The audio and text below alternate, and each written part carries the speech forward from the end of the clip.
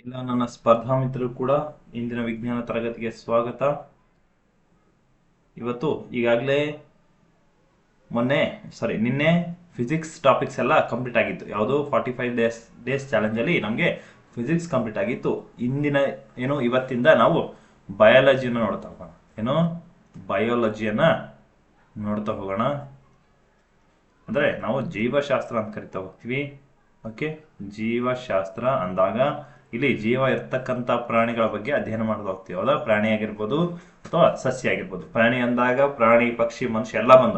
Okay, ಇನ್ನು ಸಸ್ಯ ಅಂದಾಗ ಗಿಡ, ಮರ, ಸಸ್ಯ, ಪರಿಸರ ಎಲ್ಲ ಬಂತು. ಅದ್ರ ಬಗ್ಗೆ ಇಲ್ಲಿ ಡೀಟೇಲ್ ಆಗಿ ಎಕ್ಸ್ಪ್ಲೇನ್ ಮಾಡ್ತಾ ಹೋಗ್ತೀನಿ.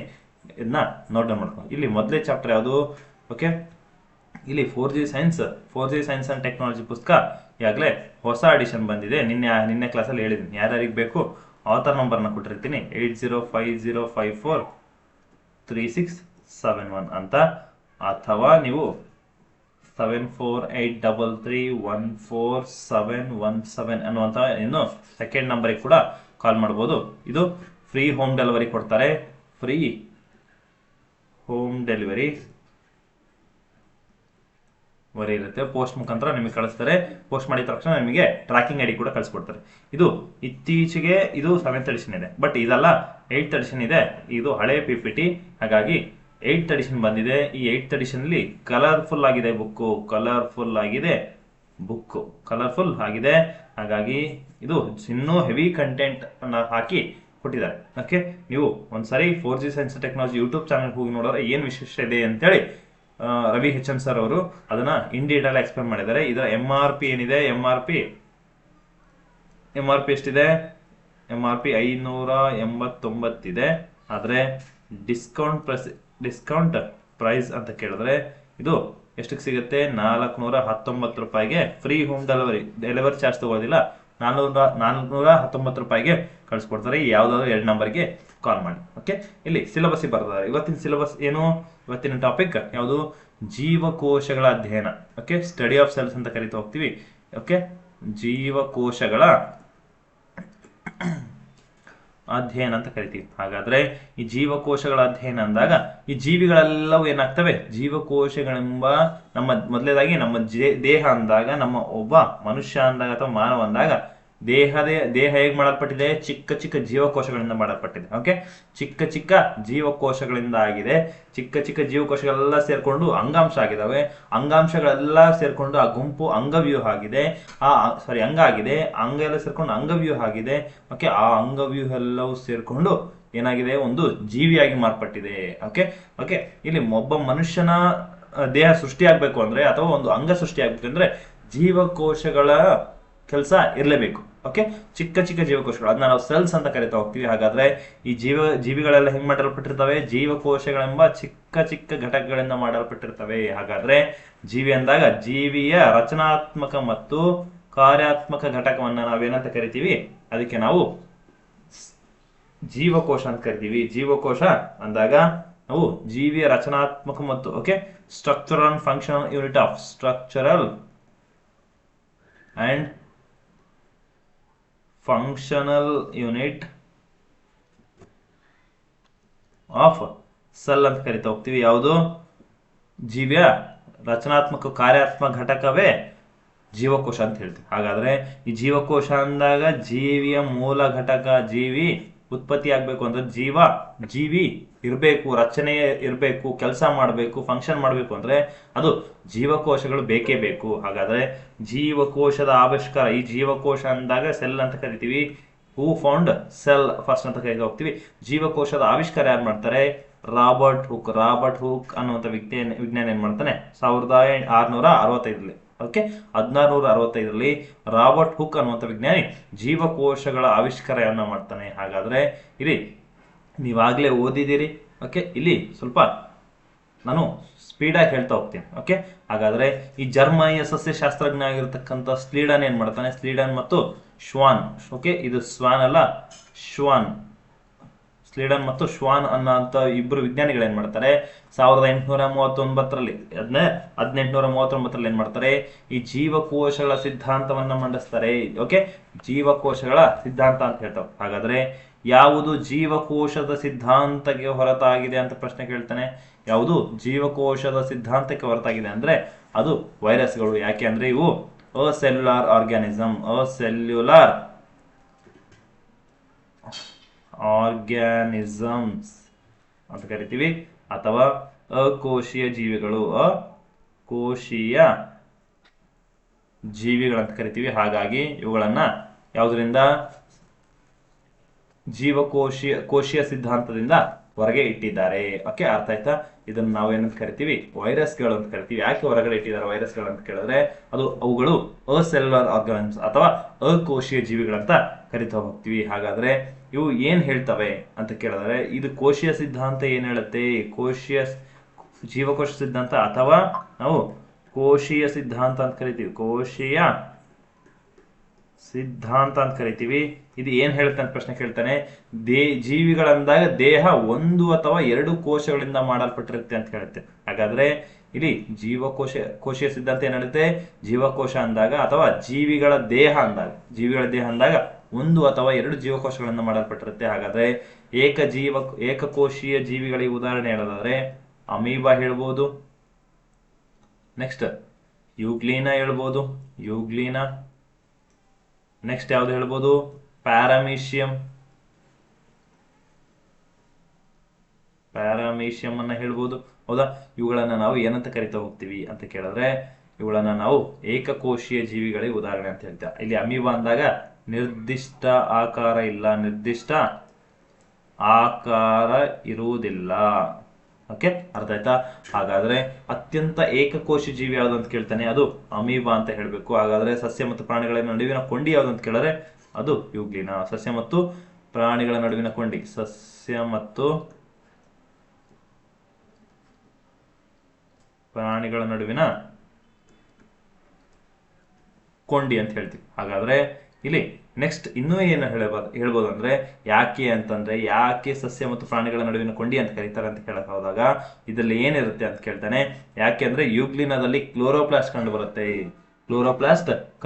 ಇದು ಯೂಗ್ಲಿನ ಅಂದಾಗ ಪ್ರಾಣಿಗೆ ಉದಾಹರಣೆ, ಅದೊಂದು ಪ್ರಾಣಿ. ಹೌದಾ? ಹಾಗಾದ್ರೆ ಸಸ್ಯದಲ್ಲಿ ಕ್ಲೋರೋಪ್ಲಾಸ್ಟ್ ಇರುತ್ತೆ. ಹಾಗಾದ್ರೆ ಈ ಒಂದು ಯೂಗ್ಲಿನದಲ್ಲೂ ಕ್ಲೋರೋಪ್ಲಾಸ್ಟ್ ಇರೋದ್ರಿಂದ ಸಸ್ಯ ಮತ್ತು ಪ್ರಾಣಿಗಳ ನಡುವಿನ ಕೊಂಡಿ ಅಂತ ಹೇಳ್ತಾ ಹೋಗ್ತೀವಿ. ಹಾಗಾದ್ರೆ ಇಲ್ಲಿ ಈಗಾಗಲೇ ಇರತಕ್ಕಂಥ ಜೀವಕೋಶಗಳಿಂದ ಹೊಸ ಜೀವಕೋಶಗಳು ಕೂಡ ಉತ್ಪತ್ತಿ ಆಗ್ತವೆ.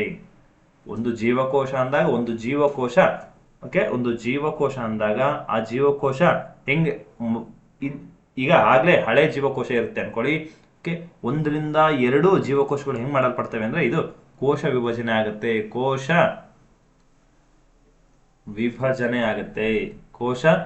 ವಿಭಜನೆ ಆಗಿ ಒಂದು ಇರತಕ್ಕಂತ ಜೀವಕೋಶ ಎರಡಾಗಿ ಒಡೆದು ಅದು ಮತ್ತೆ ತನ್ನ ಕೆಲಸವನ್ನ ಶುರು ಮಾಡ್ಕೊಳ್ಳುತ್ತೆ. ಹಾಗಾದ್ರೆ ಜೀವಕೋಶಗಳ ಅಧ್ಯಯನಕ್ಕೆ ನಾವೇಂತ ಕರಿತೀವಿ, ಸೈಟಾಲಜಿ ಅಂತ ಕರಿತೀವಿ. ಜೀವಕೋಶಗಳ ಅಧ್ಯಯನಕ್ಕೆ ನಾವು ಸೈಟಾಲಜಿ ಅಂತ ಕರಿತೀವಿ. ಹಾಗಾದ್ರೆ ಸೈಟಾಲಜಿ ಪಿತಾಮಹ ಯಾರು? ಸೈಟಾಲಜಿ ಪಿತಾಮಹ, ಓಕೆ, ಫಾದರ್ ಆಫ್ ಸೈಟಾಲಜಿ ಅಂದ್ರೆ ಅದು ರಾಬರ್ಟ್ ಹುಕ್. ಯಾಕೆ ಅಂದ್ರೆ ಅದು ಜೀವಕೋಶವನ್ನ ಸಂಶೋಧನೆ ಮಾಡಿದ, ಜೀವಕೋಶವನ್ನ ಕಂಡು ಹಿಡಿದ. ಹಾಗಾಗಿ ಇವನ್ನ ನಾವು ಸೈಟಾಲಜಿ ಪಿತಾಮಹ ಅಥವಾ ಏನು, ಸೈಟಾಲಜಿ ಅಂದ್ರೆ ಏನು, ಇಲ್ಲಿ ಜೀವಕೋಶಗಳ ಅಧ್ಯಯನ ಅಂತ ಕರಿತೀವಿ. ಜೀವಕೋಶ ಅಧ್ಯಯನಕ್ಕೆ ನಾವು ಸೈಟಾಲಜಿ ಅಂತೀವಿ. ಹಾಗಾದ್ರೆ ಫಾದರ್ ಆಫ್ ಸೈಟಾಲಜಿ ಪಿತಾಮಹ ಯಾರು? Robert Hooke. ಹಾಗಾದ್ರೆ ಮಾನವನ ದೇಹದ ಅತ್ಯಂತ ಉದ್ದವಾದ ಜೀವಕೋಶ ಯಾವುದು ಅಂತ ಕೇಳ್ತಾನೆ. ಹೌದು, ನರಕೋಶ. ಮಾನವನ ದೇಹದ ಅತ್ಯಂತ ದೊಡ್ಡ ಜೀವಕೋಶ ನರಕೋಶ. ಹಾಗಾದ್ರೆ ಅತಿ ಚಿಕ್ಕ ಜೀವಕೋಶ ಯಾವುದು? ಅತಿ ಚಿಕ್ಕ ಜೀವಕೋಶ ಯಾವುದು ಅಂತ ಕೇಳ್ತಾನೆ. ಮೈಕೋಪ್ಲಾಸ್ಮಾ ಅನ್ನುವಂಥದ್ದು ಅತಿ ಚಿಕ್ಕ ಜೀವಕೋಶ ಆಗತ್ತೆ. ಹಾಗಾದ್ರೆ ನೆಕ್ಸ್ಟ್ ಬರುತ್ತೆ ಮಾನವನ ದೇಹದ ಅತಿ ದೊಡ್ಡ ಜೀವಕೋಶ ಯಾವುದು ಅಂತ ಕೇಳ್ತೇನೆ. ಮಾನವನ ದೇಹದ ಅತಿ ದೊಡ್ಡ ಜೀವಕೋಶ ಹೆಣ್ಣು ಅಂಡಾಣು ಅನ್ನುವಂಥದ್ದು ಮಾನವನ ದೇಹದ ಅತಿ ದೊಡ್ಡ ಜೀವಕೋಶ. ಹಾಗಾದ್ರೆ ಮಾನವನ ದೇಹದ ಅತಿ ಚಿಕ್ಕ ಜೀವಕೋಶ ಯಾವುದು? ಅತಿ ದೊಡ್ಡ ಅಂದ್ರೆ ಯಾವುದು? ಹೆಣ್ಣು ಅಂಡಾಣು. ಹೌದಾ? ಇದು ಇಲ್ಲಿ ಹೆಣ್ಣಲ್ಲಿ ಕಂಡು ಬರುತ್ತೆ. ಹಾಗಾದ್ರೆ ಅತಿ ಚಿಕ್ಕ ಮಾನವ ದೇಹದ ಅತ್ಯಂತ ಚಿಕ್ಕ ಜೀವಕೋಶ ಅಂದ್ರೆ ಅದು ವೀರ್ಯಾಣು ಹೇಳ್ಬೇಕು. ಇದೆಲ್ಲಿ ಕಂಡು ಬರುತ್ತೆ? ಗಂಡುವಿನ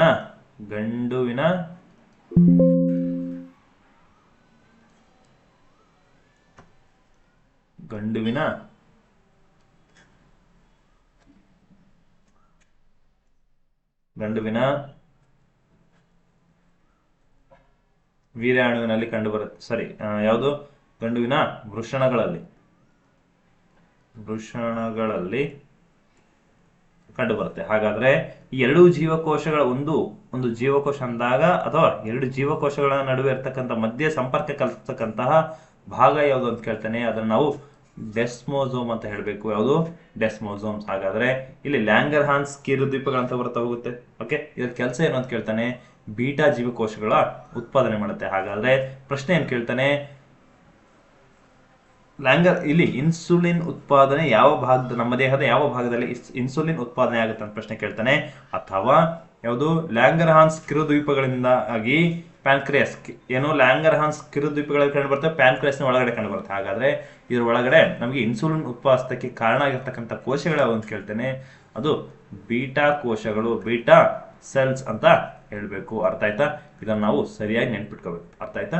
ನೆಕ್ಸ್ಟ್, ಜೀವಕೋಶಗಳು ಅಂದಾಗ ಜೀವಕೋಶಗಳಲ್ಲಿ ಎರಡು ವಿಧಗಳು ಬರುತ್ತೆ.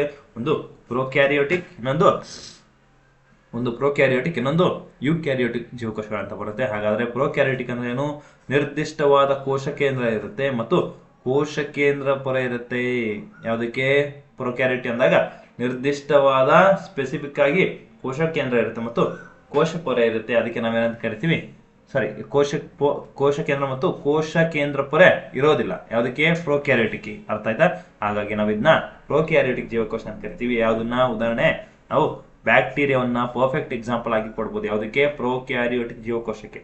ಇಲ್ಲಿ ಕೋಶ ಕೇಂದ್ರ ಮತ್ತು ಕೋಶ ಕೇಂದ್ರ ಪೊರೆ ಇರುವುದಿಲ್ಲ ಅಥವಾ ಇಲ್ಲದಿರುವುದರಿಂದ ನಾವು ಇದನ್ನ ಪ್ರೊಕ್ಯಾರಿಯೋಟಿಕ್ ಜೀವಕೋಶ ಅಂತ ಕರಿತಾ ಹೋಗ್ತೀವಿ. ಹಾಗಾದ್ರೆ ಇಲ್ಲಿ ಯಾಕೆ ಬ್ಯಾಕ್ಟೀರಿಯಾ ಅಂತ ಕೇಳಿದಾಗ ಇದನ್ನ ನಾವು ಇದರಲ್ಲಿ ಒಂದೇ ಕ್ರೋಮೋಸೋಮ್ ಇರುತ್ತೆ. ಯಾವುದು? ಪ್ರೊಕ್ಯಾರಿಯೋಟಿಕ್ ಅಲ್ಲಿ. ಹಾಗಾದ್ರೆ ಯುಕ್ಯಾರಿಯೋಟಿಕ್ ಅಂದಾಗ ಯುಕ್ಯಾರಿಯೋಟಿಕ್ ಜೀವಕೋಶದಲ್ಲಿ ನಿರ್ದಿಷ್ಟವಾದ ಕೋಶ ಕೇಂದ್ರ ಮತ್ತು ಕೋಶ ಕೇಂದ್ರ ಪೊರೆ ಇರುವುದು.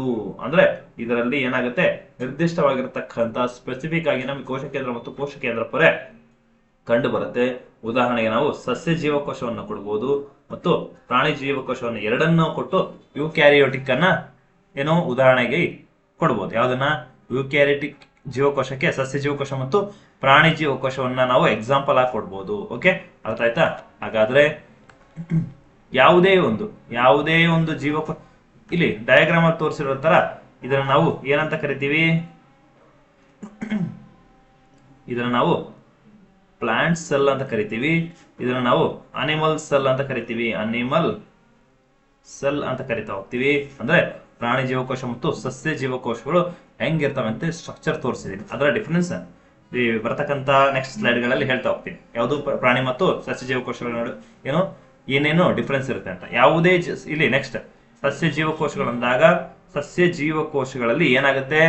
ಸಂಯುಕ್ತ ಸೂಕ್ಷ್ಮದರ್ಶಕದಲ್ಲಿ ನೋಡ್ಬೇಕು. ಯಾವುದೇ ಜೀವಕೋಶ ಅಂದಾಗ ನಮಗೆ ಏನಾಗುತ್ತೆ ಅಂದ್ರೆ ಕಣ್ಣಿಗೆ ಕಾಣಿಸೋದಿಲ್ಲ, ನಾರ್ಮಲ್ ಆಗಿ ಕಣ್ಣಿಗೆ ಕಾಣಿಸೋದಿಲ್ಲ. ಅದನ್ನ ನಾವು ಸಂಯುಕ್ತ ಸೂಕ್ಷ್ಮದರ್ಶಕದಲ್ಲಿ ನೋಡ್ಬೇಕಾಗುತ್ತೆ. ಹಾಗಾದ್ರೆ ಅದರಲ್ಲಿ ನೋಡಿದಾಗ ಸಂಯುಕ್ತ ಸೂಕ್ಷ್ಮದರ್ಶಕದಲ್ಲಿ ನೋಡಿದಾಗ ನಮಗೆ ಪ್ರಮುಖವಾಗಿ 3 ಭಾಗಗಳು ಕಾಣಿಸ್ತವೆ. ಅವುಗಳಂದ್ರೆ ಕೋಶ ಕೇಂದ್ರ, ಕೋಶ ದ್ರವ್ಯ ಮತ್ತು ಕೋಶ ಪೊರೆ, ಕೋಶ ದ್ರವ್ಯ ಮತ್ತು ಕೋಶ ಕೇಂದ್ರ. ಈ 3 ಕಂಡು ಬರ್ತವೆ. ಕೋಶ ಪೊರೆ, ಕೋಶ ಕೇಂದ್ರ ಮತ್ತು ಕೋಶ ದ್ರವ್ಯಗಳು ಕಂಡು ಬರ್ತವೆ.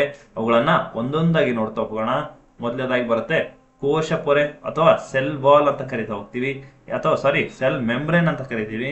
ಏನು ಸರ್ ಅಂತ ಕೇಳಿದ್ರೆ, ಇಲ್ಲಿ ಕೋಶ ಪೊರೆ ಅಂದಾಗ ಕೋಶ ಪೊರೆ ಹೆಂಗ್ ಮಾಡಲ್ಪಡುತ್ತೆ?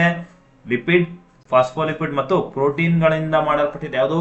ಕೋಶ ಪೊರೆ ಅಂದಾಗ. ಹಾಗಾದ್ರೆ ಈ ಪೊರೆ ಕೋಶದಿಂದ ಹೊರ ಹೋಗ್ತಕ್ಕಂತ ಕಾರ್ಯ ಏನು? ಇದರ ಕಾರ್ಯ ಏನು ಅಂತ ಪ್ರಶ್ನೆ ಕೇಳ್ತಾನೆ.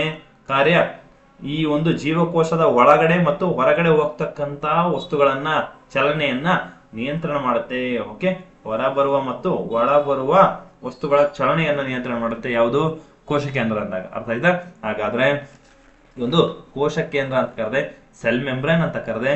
ಹಾಗಾದ್ರೆ ಇವುಗಳು ಹೆಂಗ್ ಮಾಡಲ್ಪಟ್ಟಿದೆ? ಲಿಪಿಡ್ ಅಥವಾ ಫಾಸ್ಫೋಲಿಪಿಡ್ ಅಂತ ಕರಿತೀವಿ ಮತ್ತು ಪ್ರೋಟೀನ್ ಗಳಿಂದ ಮಾಡಲ್ಪಟ್ಟಿದ್ದಾವೆ. ಹಾಗಾದ್ರೆ ಕೆಲಸ ಏನು? ಕೆಲಸ ಒಳಗೆ ಬರ್ತಕ್ಕಂಥ ಮತ್ತು ಹೊರ ಹೋಗ್ತಕ್ಕಂಥ ವಸ್ತುಗಳ ಚಲನೆಯನ್ನ ನಿಯಂತ್ರಣ ಮಾಡುತ್ತೆ. ಯಾವುದು? ಇದೆ ಕೋಶ ಪೊರೆ. ಅರ್ಥ ಆಯ್ತಾ? ಹಾಗಾದ್ರೆ ಇದನ್ನ ನಾವು ಒಳ ಬರ್ತಕ್ಕಂಥ ಮತ್ತು ಒಳ ಹೋಗ್ತಕ್ಕಂಥ ವಸ್ತುಗಳ ನಿಯಂತ್ರಣ ಮಾಡುತ್ತೆ. ಆದ್ದರಿಂದ ಈ ಪೊರೆಯನ್ನ ನಾವು ಅರೆಗಾಮಿಯ ಪೊರೆ ಅಂತ ಕರಿತೀವಿ.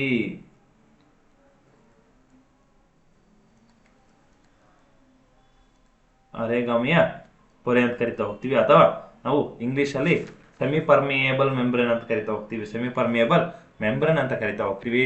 ಹಾಗಾದ್ರೆ ಇಲ್ಲಿ ಕೋಶ ಪೊರೆ ಅಂದಾಗ ನಮಗೆ ಎರಡು ಟೈಪ್ಸ್ ಬರ್ತಾ ಹೋಗುತ್ತೆ. ಒಂದು ವಿಸ್ತರಣೆ ಮತ್ತು ಕೋಶ ಪೊರೆ ಅಂದಾಗ ಕೋಶ ಪೊರೆಯ ಮೂಲಕ ಅಣುಗಳ ಚಲನೆ ಆಗ್ತಾ ಇರುತ್ತೆ, ಅದನ್ನ ಕಂಟ್ರೋಲ್ ಮಾಡುತ್ತೆ ಅಂತ ಹೇಳಿದೆ. ಅವು ಎರಡು ರೀತಿಯಲ್ಲಿ ನಡೆಯುತ್ತೆ, ಒಳ ಮತ್ತು ಹೊರ ಬರ್ತಕ್ಕಂಥ ಪ್ರಾಸೆಸ್ ಎರಡು ರೀತಿಯಲ್ಲಿ ನಡೆಯುತ್ತೆ. ಒಂದು ವಿಸ್ತರಣೆ ಅಂತ ಕರಿತೀವಿ, ಡಿಫ್ಯೂಷನ್ ಅಂತೀವಿ. ಎರಡನೇದು ಅಭಿಸರಣೆ ಅಂತ ಕರಿತೀವಿ. ಏನು ಅಭಿಸರಣೆ ಅಂದ್ರೆ? ಅಭಿಸರಣೆ ಅಂದ್ರೆ ನಾವು ಆಸ್ಮೋಸಿಸ್ ಅಂತ ಕರಿತೀವಿ.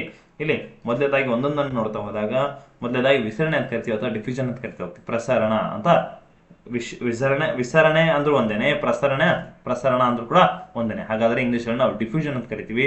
ಹಾಗಾದ್ರೆ ಅಣುಗಳು ಹೆಚ್ಚಿನ ಸಾರತೆ ಪ್ರದೇಶಗಳಿಂದ ಕಡಿಮೆ ಸಾರತೆ ಪ್ರದೇಶಗಳಿಗೆ ಚಲಿಸ್ತಕ್ಕಂಥ ಕ್ರಿಯೆಗೆ ನಾವೇನಂತ ಕರಿತೀವಿ?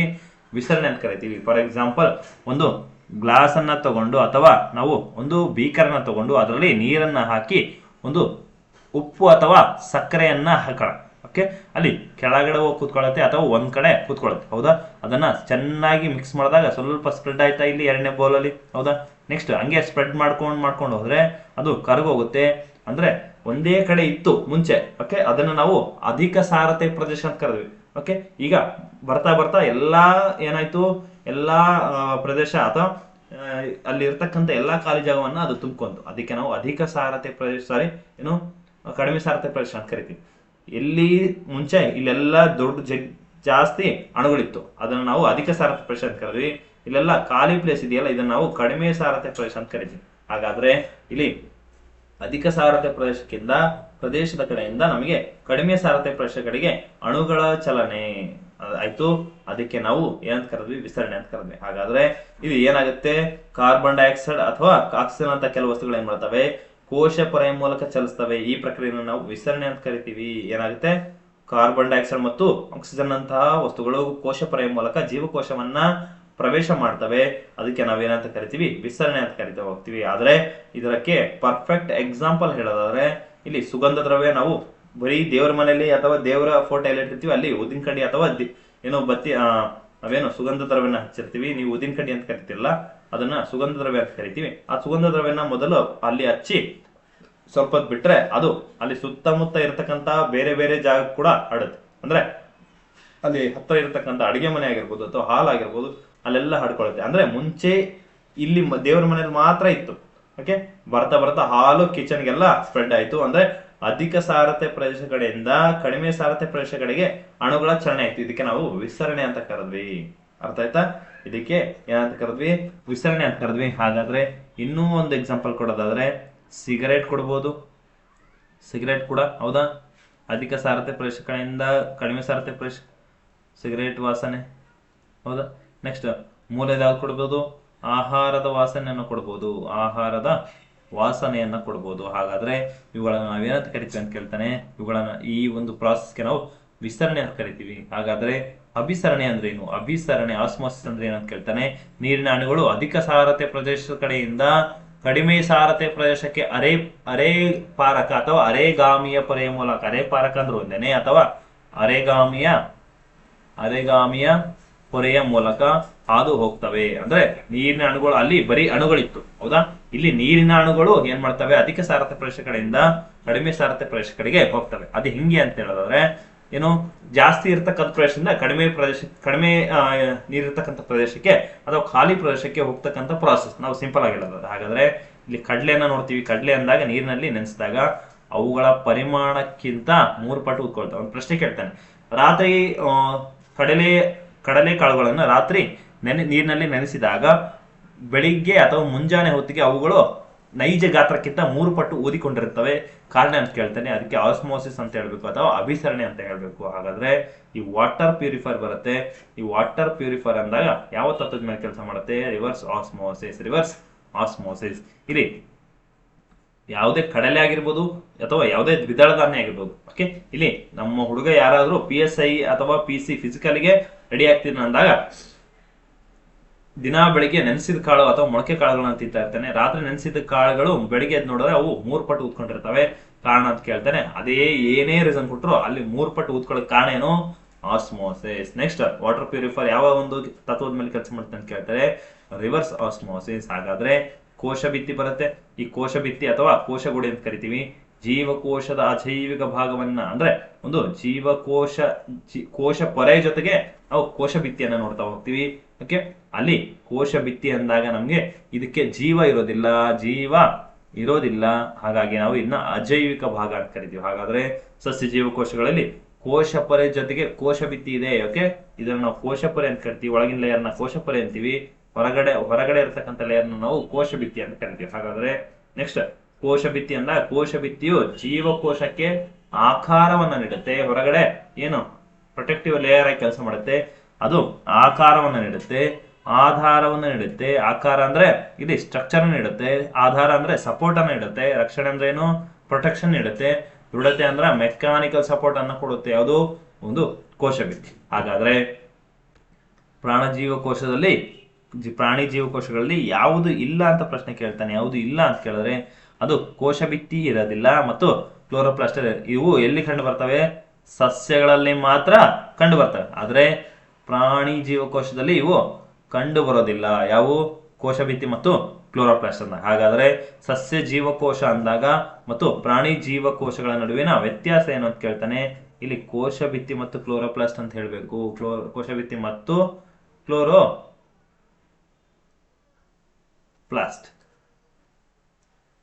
ಅಂತ ಹೇಳ್ಬೇಕು. ಹಾಗಾಗಿ ಇಲ್ಲಿ ಅರ್ಥ ಆಯ್ತು ಅನ್ಕೊಳ್ತೀನಿ. ನೆಕ್ಸ್ಟ್ ಕೋಶ ದ್ರವ್ಯ ಅಂತ ಬರುತ್ತೆ. ಕೋಶ ದ್ರವ್ಯ ಅಥವಾ ಸೈಟೋಪ್ಲಾಸಮ್ ಅಂತ ಕರಿತೀವಿ. ಇವುಗಳು ಏನ್ ಮಾಡ್ತವೆ? ಇವು ಅಜೈವಿಕ ಮತ್ತು ಜೈವಿಕ ಭಾಗಗಳನ್ನು ಒಳಗೊಂಡಿವೆ. ಏನಾಗಿದಾವೆ? ಅಜೈವಿಕ ಅಂದ್ರೆ ಏನು? ಜೀವ ಇರೋದಿಲ್ಲ. ಇದು ಜೈವಿಕ ಅಂದ್ರೆ ಜೀವ ಇರುತ್ತೆ.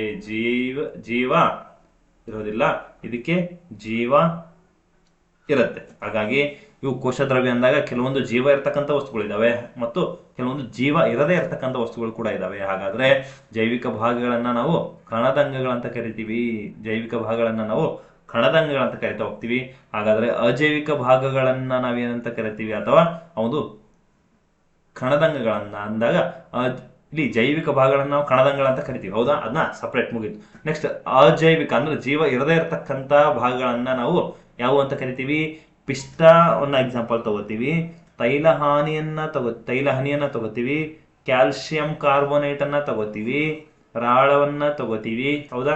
ನೆಕ್ಸ್ಟ್ ಗೊಂದುಗಳಂತಹ ರಾಸಾಯನಿಕ ವಸ್ತುಗಳನ್ನ ಕೂಡ ತಗೋತೀವಿ. ಯಾವ್ದ್ರಲ್ಲಿ? ಅಜೈವಿಕ ಭಾಗ ಅಂದಾಗ. ಹಾಗಾದ್ರೆ ಇಲ್ಲಿ ಈಗ ಜೀವ ಇರ್ತಕ್ಕಂಥ ಭಾಗಗಳನ್ನ ಅಥವಾ ಜೈವಿಕ ಭಾಗಗಳನ್ನ ನಾವು ಕಣದಂಗಗಳಂತ ಕರಿತೀವಿ ಅಂತ ಹೇಳಿದ್ನಲ್ಲ, ಅವುಗಳನ್ನ ನೋಡ್ತಾ ಹೋಗೋಣ. ಕಣದಂಗಗಳು ಯಾವ್ಯಾವು ಅಂತ. ಇಲ್ಲಿ ಮೊದಲನೇದಾಗಿ ಕಣದಂಗಗಳಂದಾಗ ಅಥವಾ ಸೆಲ್ ಆರ್ಗನಲ್ಸ್ ಅಂತ ಕರಿತಾ ಹೋಗ್ತೀವಿ. ಈ ಒಂದು ಜೀವಕೋಶ ಕಣದಂಗಗಳು ಅಥವಾ ಸೆಲ್ ಆರ್ಗನಲ್ಸ್ ಅಂತ ಕರಿತಾ ಹೋಗ್ತೀವಿ. ಹಾಗಾದ್ರೆ ಇಲ್ಲಿ ಏನಾಗುತ್ತೆ? ಕೋಶ ಪೊರೆ. ಓಕೆ, ಇದರಲ್ಲಿ ಎರಡು ವಿಧಗಳು ಬರುತ್ತೆ.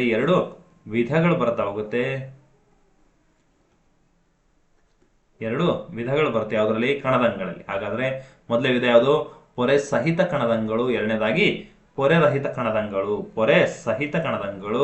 ಎರಡನೇದಾಗಿ ಪೊರೆ ರಹಿತ ಕಣದಂಗಗಳು. ಹಾಗಾದ್ರೆ ಪೊರೆ ಸಹಿತ ಯಾವ ಕಣದಂಗಳಲ್ಲಿ ಪೊರೆ ಕಂಡು ಬರುತ್ತೋ ಅದನ್ನ ನಾವು ಪೊರೆ ಸಹಿತ ಅಂತ ಕರಿತೀವಿ. ಯಾವುದರಲ್ಲಿ ಪೊರೆ ಕಂಡು ಬರೋದಿಲ್ಲೋ ಅದನ್ನ ನಾವು ಪೊರೆ ರಹಿತ ಕಣದಂಗಳ ಅಂತ ಕರಿತಾ ಹೋಗ್ತೀವಿ. ಹಾಗಾದ್ರೆ ಪೊರೆ ಸಹಿತ ಕಣದಂಗಳು ಯಾವುವು ಅಂತ ನೋಡೋದಾದ್ರೆ ಎಂಡೋಪ್ಲಾಸ್ಮಿಕ್ ರೆಟಿಕ್ಯುಲಮ್ ಅಥವಾ ನಾವು EPR ಅಂತ ಕರಿತೀವಿ.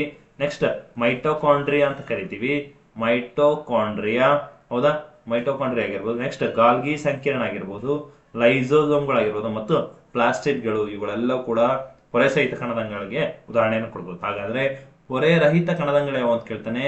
ರೈಬೋಸೋಮ್ ಆಗಿರ್ಬೋದು, ಸೆಂಟ್ರಿಯೋಲ್ ಆಗಿರ್ಬೋದು ಅಥವಾ ಯಾವುದು ನ್ಯೂಕ್ಲಿಯೋಲಸ್ ಆಗಿರ್ಬೋದು.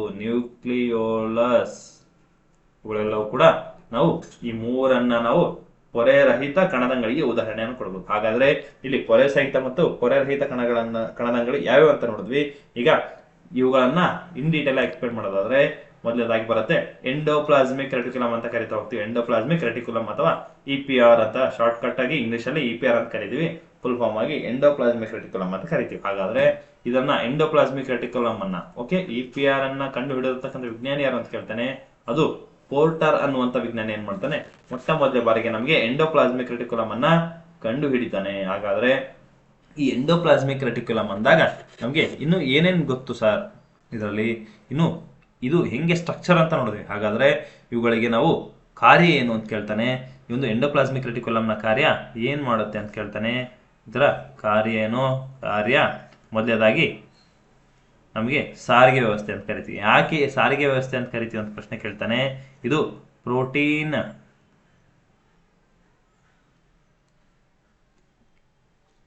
ಎರಡನೇದು ಪ್ರೋಟೀನ್ ಉತ್ಪಾದನೆ,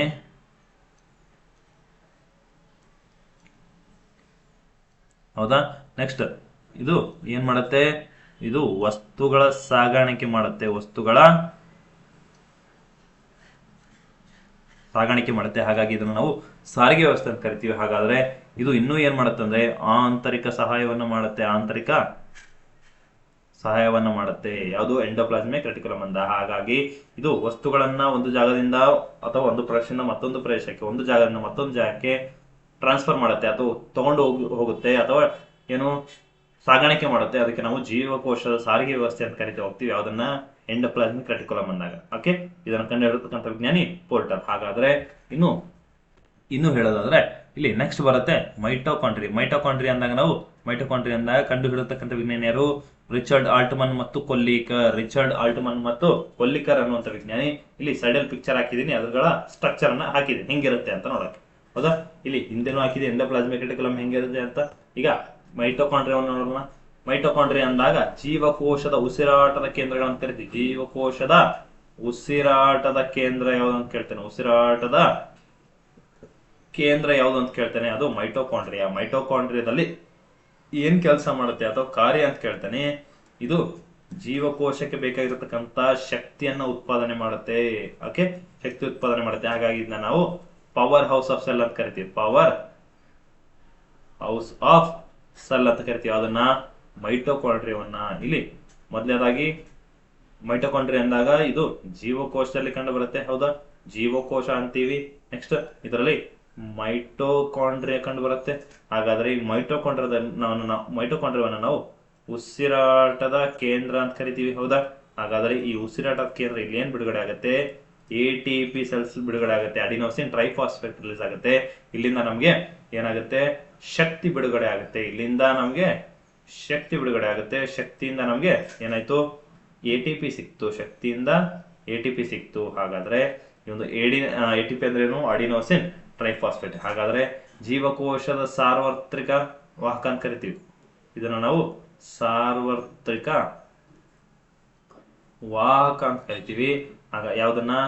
ATP ಅನ್ನ. ಹಾಗಾದ್ರೆ ಇಲ್ಲಿ ಪ್ರತಿ ಜೀವಕೋಶ ಅಂದಾಗ 30ರಿಂದ 40 ಮೈಟೋಕಾಂಡ್ರಿಯಾ ಕಂಡು ಬರುತ್ತವೆ. ಯಾವ್ದ್ರಲ್ಲಿ? ಜೀವಕೋಶ ಅಂದಾಗ ಒಂದು ಜೀವಕೋಶದಲ್ಲಿ 30ರಿಂದ 40 ಜೀವಕೋಶಗಳು ಕಂಡು ಬರುತ್ತವೆ. ಹಾಗಾದ್ರೆ ಮಾನವನ ದೇಹದ ಅತಿ ದೊಡ್ಡ ಎರಡನೇ ಕಣದಂಗ. ಓಕೆ, ಜೀವಕೋಶದ ಅತ್ಯಂತ ಎರಡನೇ ದೊಡ್ಡ ಕಣದಂಗ ಅಂತ ಯಾವುದು ಅಂತ ಪ್ರಶ್ನೆ ಕೇಳ್ತಾನೆ. ಅದೇ ಮೈಟೋಕಾಂಡ್ರಿಯಾ. ಮೈಟೋಕಾಂಡ್ರಿಯಾ ಅಂತ ಹೇಳ್ಬೇಕು. ಹಾಗಾದ್ರೆ ನಮ್ಮ ದೇಹದ ಯಾವ ಭಾಗದಲ್ಲಿ ಅತಿ ಹೆಚ್ಚು ಮೈಟೋಕಾಂಡ್ರಿಯಾ ಉತ್ಪಾದನೆ ಆಗುತ್ತೆ ಅಂತ ಪ್ರಶ್ನೆ ಕೇಳ್ತಾನೆ. ಅದರಲ್ಲಿ ಲಿವರ್ ಅಂತ ಕರಿತೀವಿ. ಹೆಚ್ಚು ಉತ್ಪಾದನೆ ಆಗುತ್ತೆ. ಹೆಚ್ಚು ಉತ್ಪಾದನೆ ಅಥವಾ ಹೆಚ್ಚು ಕಂಡು ಬರುತ್ತವೆ ಅಂತ ಹೇಳ್ಬೇಕಾಗಿ ಇದನ್ನು ನಾವು ಮೈಟೋಕಾಂಡ್ರಿಯಾ ಅಂತ ಕರಿತೀವಿ. ಈ ಮೈಟೋಕಾಂಡ್ರಿಯಾದಲ್ಲಿ DNA ಕಂಡು ಬರುತ್ತೆ ಅಂದಾಗ ನೆಕ್ಸ್ಟ್ ಇಲ್ಲಿ ಮಡ್ಸಿರ್ತಕ್ಕಂತ ಏನು ಒಳ ಲೇಯರ್ ಅಲ್ಲಿ ಇಲ್ಲಿ ಮಡ್ಸಿರ್ತಕ್ಕಂಥ ಲೇಯರ್ಗೆ ನಾವು ಏನಂತ ಕರಿತೀವಿ?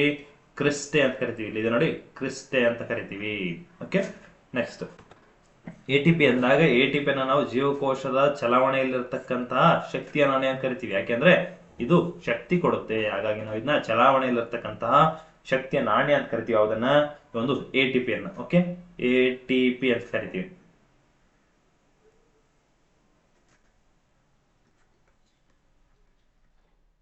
ATP ಅಂದ್ರೆ ಏನು? ಅಡೆನೋಸಿನ್ ಟ್ರೈಫಾಸ್ಫೇಟ್. ಓಕೆ, ಈ ಒಂದು ಜೀವಕೋಶವನ್ನು ಚಲಾವಣೆ ಇರತಕ್ಕಂಥ ಶಕ್ತಿಯ ನಾಣ್ಯ ಅಂತ ಕರಿತೀವಿ. ಹಾಗಾದ್ರೆ ಜೀವಕೋಶದಲ್ಲಿನ ಬೀಜ ಕೇಂದ್ರಕ್ಕೆ ನಾವು ಈ ಬೀಜ ಕೇಂದ್ರದ ಹೊರತಾಗಿ ಯಾವ್ದಿದೆಯೋ, ಯಾವುದು DNA ಹೊಂದಿದೆ. ಜೀವಕೋಶದಲ್ಲಿನ ಬೀಜ ಕೇಂದ್ರದ ಹೊರತಾಗಿ ಯಾವ ಒಂದು ವಸ್ತು DNA ಹೊಂದಿದೆ ಅಂತ ಪ್ರಶ್ನೆ ಕೇಳಿದ್ರೆ ಅದು ನಾವು ಮೈಟೋಕಾಂಡ್ರಿಯಾ ಅಂತ ಹೇಳ್ಬೇಕು. ಅರ್ಥ ಆಯ್ತಾ? ಇಷ್ಟು ಮೈಟೋಕಾಂಡ್ರಿಯಾ ಬಗ್ಗೆ ಮಾಹಿತಿ. ಹಾಗಾದ್ರೆ ನೆಕ್ಸ್ಟ್ ಬರುತ್ತೆ ಗಾಲ್ಗಿ ಸಂಕೀರ್ಣ. ಈ ಗಾಲ್ಗಿ ಸಂಕೀರ್ಣ ಅಂದಾಗ ಇದನ್ನ ಕಂಡು ಹಿಡಿತಕ್ಕಂಥ ವಿಜ್ಞಾನಿ ಯಾರು ಅಂದ್ರೆ ಅದು ಕೆಮಿಲಿಯೋ ಗಾಲ್ಗಿ. ಕೆಮಿಲಿಯೋ ಗಾಲ್ಗಿ ಅನ್ನುವಂಥ ವಿಜ್ಞಾನಿ ಏನ್ ಮಾಡ್ತಾನೆ, ಮೊಟ್ಟ ಮೊದಲ ಬಾರಿಗೆ ಗಾಲ್ಗಿ ಸಂಕೀರ್ಣವನ್ನ ಕಂಡು ಹಿಡಿತಾನೆ. ಹಾಗಾದ್ರೆ ಈ ಗಾಲ್ಗಿ ಸಂಕೀರ್ಣದ ಕಾರ್ಯ ಏನು ಅಂತ ಪ್ರಶ್ನೆ ಕೇಳ್ತಾರೆ. ಕಾರ್ಯ ಕೋಶೀಯ ಚಟುವಟಿಕೆಗಳಿಗೆ ಬೇಕಾಗಿರ್ತಕ್ಕಂಥ ಅಥವಾ ನೆರವಾಗ್ತಕ್ಕಂಥ ರಾಸಾಯನಿಕಗಳನ್ನ ಏನ್ ಮಾಡುತ್ತೆ, ಶವಿಸುತ್ತೆ ಅಥವಾ ಉತ್ಪಾದನೆ ಮಾಡುತ್ತೆ. ಓಕೆ, ಜೀವಕೋಶದಲ್ಲಿ ಒಳಗಡೆ ಏನೇನ್ ಕೆಲಸ ಆಗ್ಬೇಕು ಅದಕ್ಕೆಲ್ಲವೂ ಕೂಡ ರಾಸಾಯನಿಕಗಳು ಏನ್ ಬೇಕು, ಕೆಮಿಕಲ್ಸ್ ಏನ್ ಬೇಕು, ಅವುಗಳೆಲ್ಲವನ್ನ ಉತ್ಪಾದನೆ ಮಾಡುವಂತ ಅಥವಾ ಶವಿಸುವಂತ ಕೆಲಸ ಯಾವ್ದು ಮಾಡುತ್ತೆ ಅಂತ ಕೇಳಿದ್ರೆ ಅದು ಗಾಲ್ಗಿ ಸಂಕೀರ್ಣ ಮಾಡುತ್ತೆ. ಹಾಗಾದ್ರೆ ಈ ಜೀವಕೋಶ ಅಂದ್ರೆ ಜೀವಕೋಶ ರಾಸಾಯನಿಕ ಕಾರ್ಖಾನೆ ಅಂತ ಕರಿತೀವಿ. ಯಾಕೆ ಅಂದ್ರೆ ಇದು ಎಲ್ಲಾ ರಾಸಾಯನಿಕಗಳನ್ನು ಉತ್ಪಾದನೆ ಮಾಡುತ್ತೆ. ಹಾಗಾಗಿ ಇದು ನಾವು ಜೀವಕೋಶದ ರಾಸಾಯನಿಕ ಕಾರ್ಖಾನೆ ಅಂತ ಕರಿತಾ ಹೋಗ್ತೀವಿ. ಓಕೆ, ಇದು ಗಾಲ್ಗಿ ಸಂಕೀರ್ಣದ ಬಗ್ಗೆ ಮಾಹಿತಿ. ಹಾಗಾದ್ರೆ ಇಲ್ಲಿ ಜೀವಕೋಶ ರಾಸಾಯನಿಕ ಕಾರ್ಖಾನೆ ಯಾವುದು, ಗಾಲ್ಗಿ ಕಾಂಪ್ಲೆಕ್ಸ್ ಹೌದಾ, ಗಾಲ್ಗಿ ಸಂಕೀರ್ಣ. ಅಥವಾ ಇದನ್ನ ನಾವು ಕಿಣ್ವಗಳ ಕೇಂದ್ರ ಅಂತ ಕರಿತೀವಿ. ಕಿಣ್ವಗಳ ಕೇಂದ್ರ ಯಾವುದು, ಗಾಲ್ಗಿ ಕಾಂಪ್ಲೆಕ್ಸ್ ಅಥವಾ ಗಾಲ್ಗಿ ಸಂಕೀರ್ಣ ಅಂತ ಕರಿಬೇಕು. ಹಾಗಾದ್ರೆ ಜೀವಕೋಶದ ವೇಗವರ್ಧಕಗಳು ಯಾವ ಅಂತ ಕೇಳಿದ್ರೆ ಇವುಗಳನ್ನ ನಾವು ಜೀವಕೋಶದ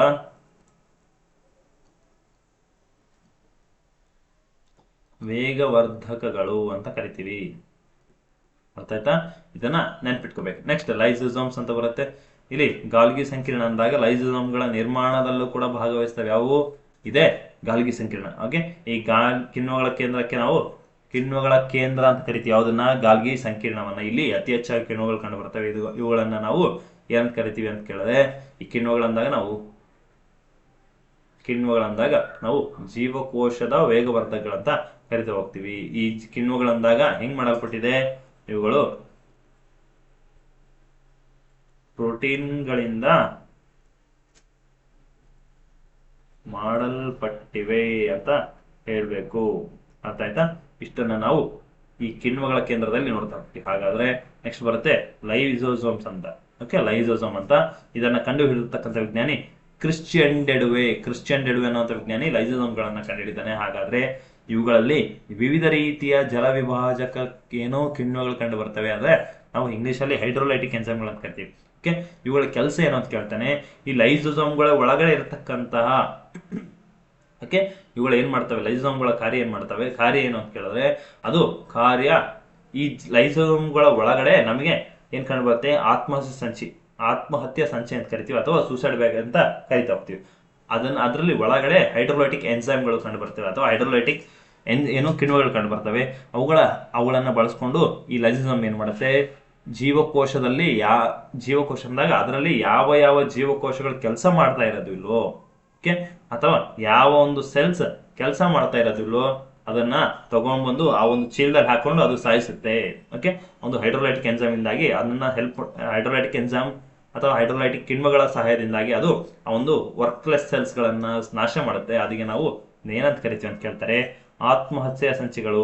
ಓಕೆ, ಕೆಲಸ ಮಾಡದಿರ್ತಕ್ಕಂಥ ಸೆಲ್ಸ್ ಗಳನ್ನ ಅದು ಸಾಯಿಸುತ್ತೆ. ಹಾಗಾಗಿ ನಾವು ಇದನ್ನ ಆತ್ಮಹತ್ಯೆ ಸಂಚಿಗಳು ಅಥವಾ ಸೂಸೈಡ್ ಬ್ಯಾಗ್ ಅಂತ ಕರಿತೀವಿ. ಇದನ್ನ ಅರ್ಥ ಮಾಡ್ಕೋಬೇಕು. ನೆಕ್ಸ್ಟ್ ಇನ್ನು ಹೈಡ್ರೋಲೈಟಿಕ್ ಲೈಸೋಸೋಮ್ಸ್ನಾಗ ಇನ್ನು ಕಂಡುಹಿಡಿದಿರ್ತಕ್ಕಂಥ ವಿಜ್ಞಾನಿ ಕ್ರಿಶ್ಚಿಯನ್ ಡೆಡು ಅಂತ ಕೂಡ ನೋಡಿದ್ವಿ. ಹಾಗಾದ್ರೆ ಈ ಒಂದು ಜೀವಕೋಶ ಯಾವ ಕಣದಂಗವನ್ನು ನಾವು ಆತ್ಮಹತ್ಯೆ ಸಂಚಿ ಅಂತ ಕರಿತೀವಿ ಅಂತ ಪ್ರಶ್ನೆ ಕೇಳಿದ್ರೆ ಯಾವುದು, ಲೈಸೋಸೋಮ್ಸ್ ಅಂತ ಹೇಳ್ಬೇಕು. ಇದನ್ನ ಬಳಸ್ಕೊಂಡು ಹೈಡ್ರೋಲೈಟಿಕ್ ಎನ್ಸೈಮ್ ಗಳನ್ನ ಬಳಸ್ಕೊಂಡು ಏನ್ ಮಾಡುತ್ತೆ, ವರ್ಕ್ಲೆಸ್ ಸೆಲ್ಸ್ ಗಳನ್ನ ಇದು ನಾಶ ಮಾಡುತ್ತೆ. ಯಾವುದು, ಒಂದು ಲೈಸೋಸೋಮ್ಸ್ ಅಂದಾಗ. ಹಾಗಾದ್ರೆ ನೆಕ್ಸ್ಟ್ ಬರುತ್ತೆ ಕ್ಲೋರೋಪ್ಲಾಸ್ಟ್. ಈ ಕ್ಲೋರೋಪ್ಲಾಸ್ಟ್ ಅಂದಾಗ ಇದು ಹೆಂಗೆ ಮಾಡಲ್ಪಟ್ಟಿದೆ ಅಂತ ಕೇಳಿದ್ರೆ ಇದು ಮೊದಲನೇದಾಗಿ ಇದು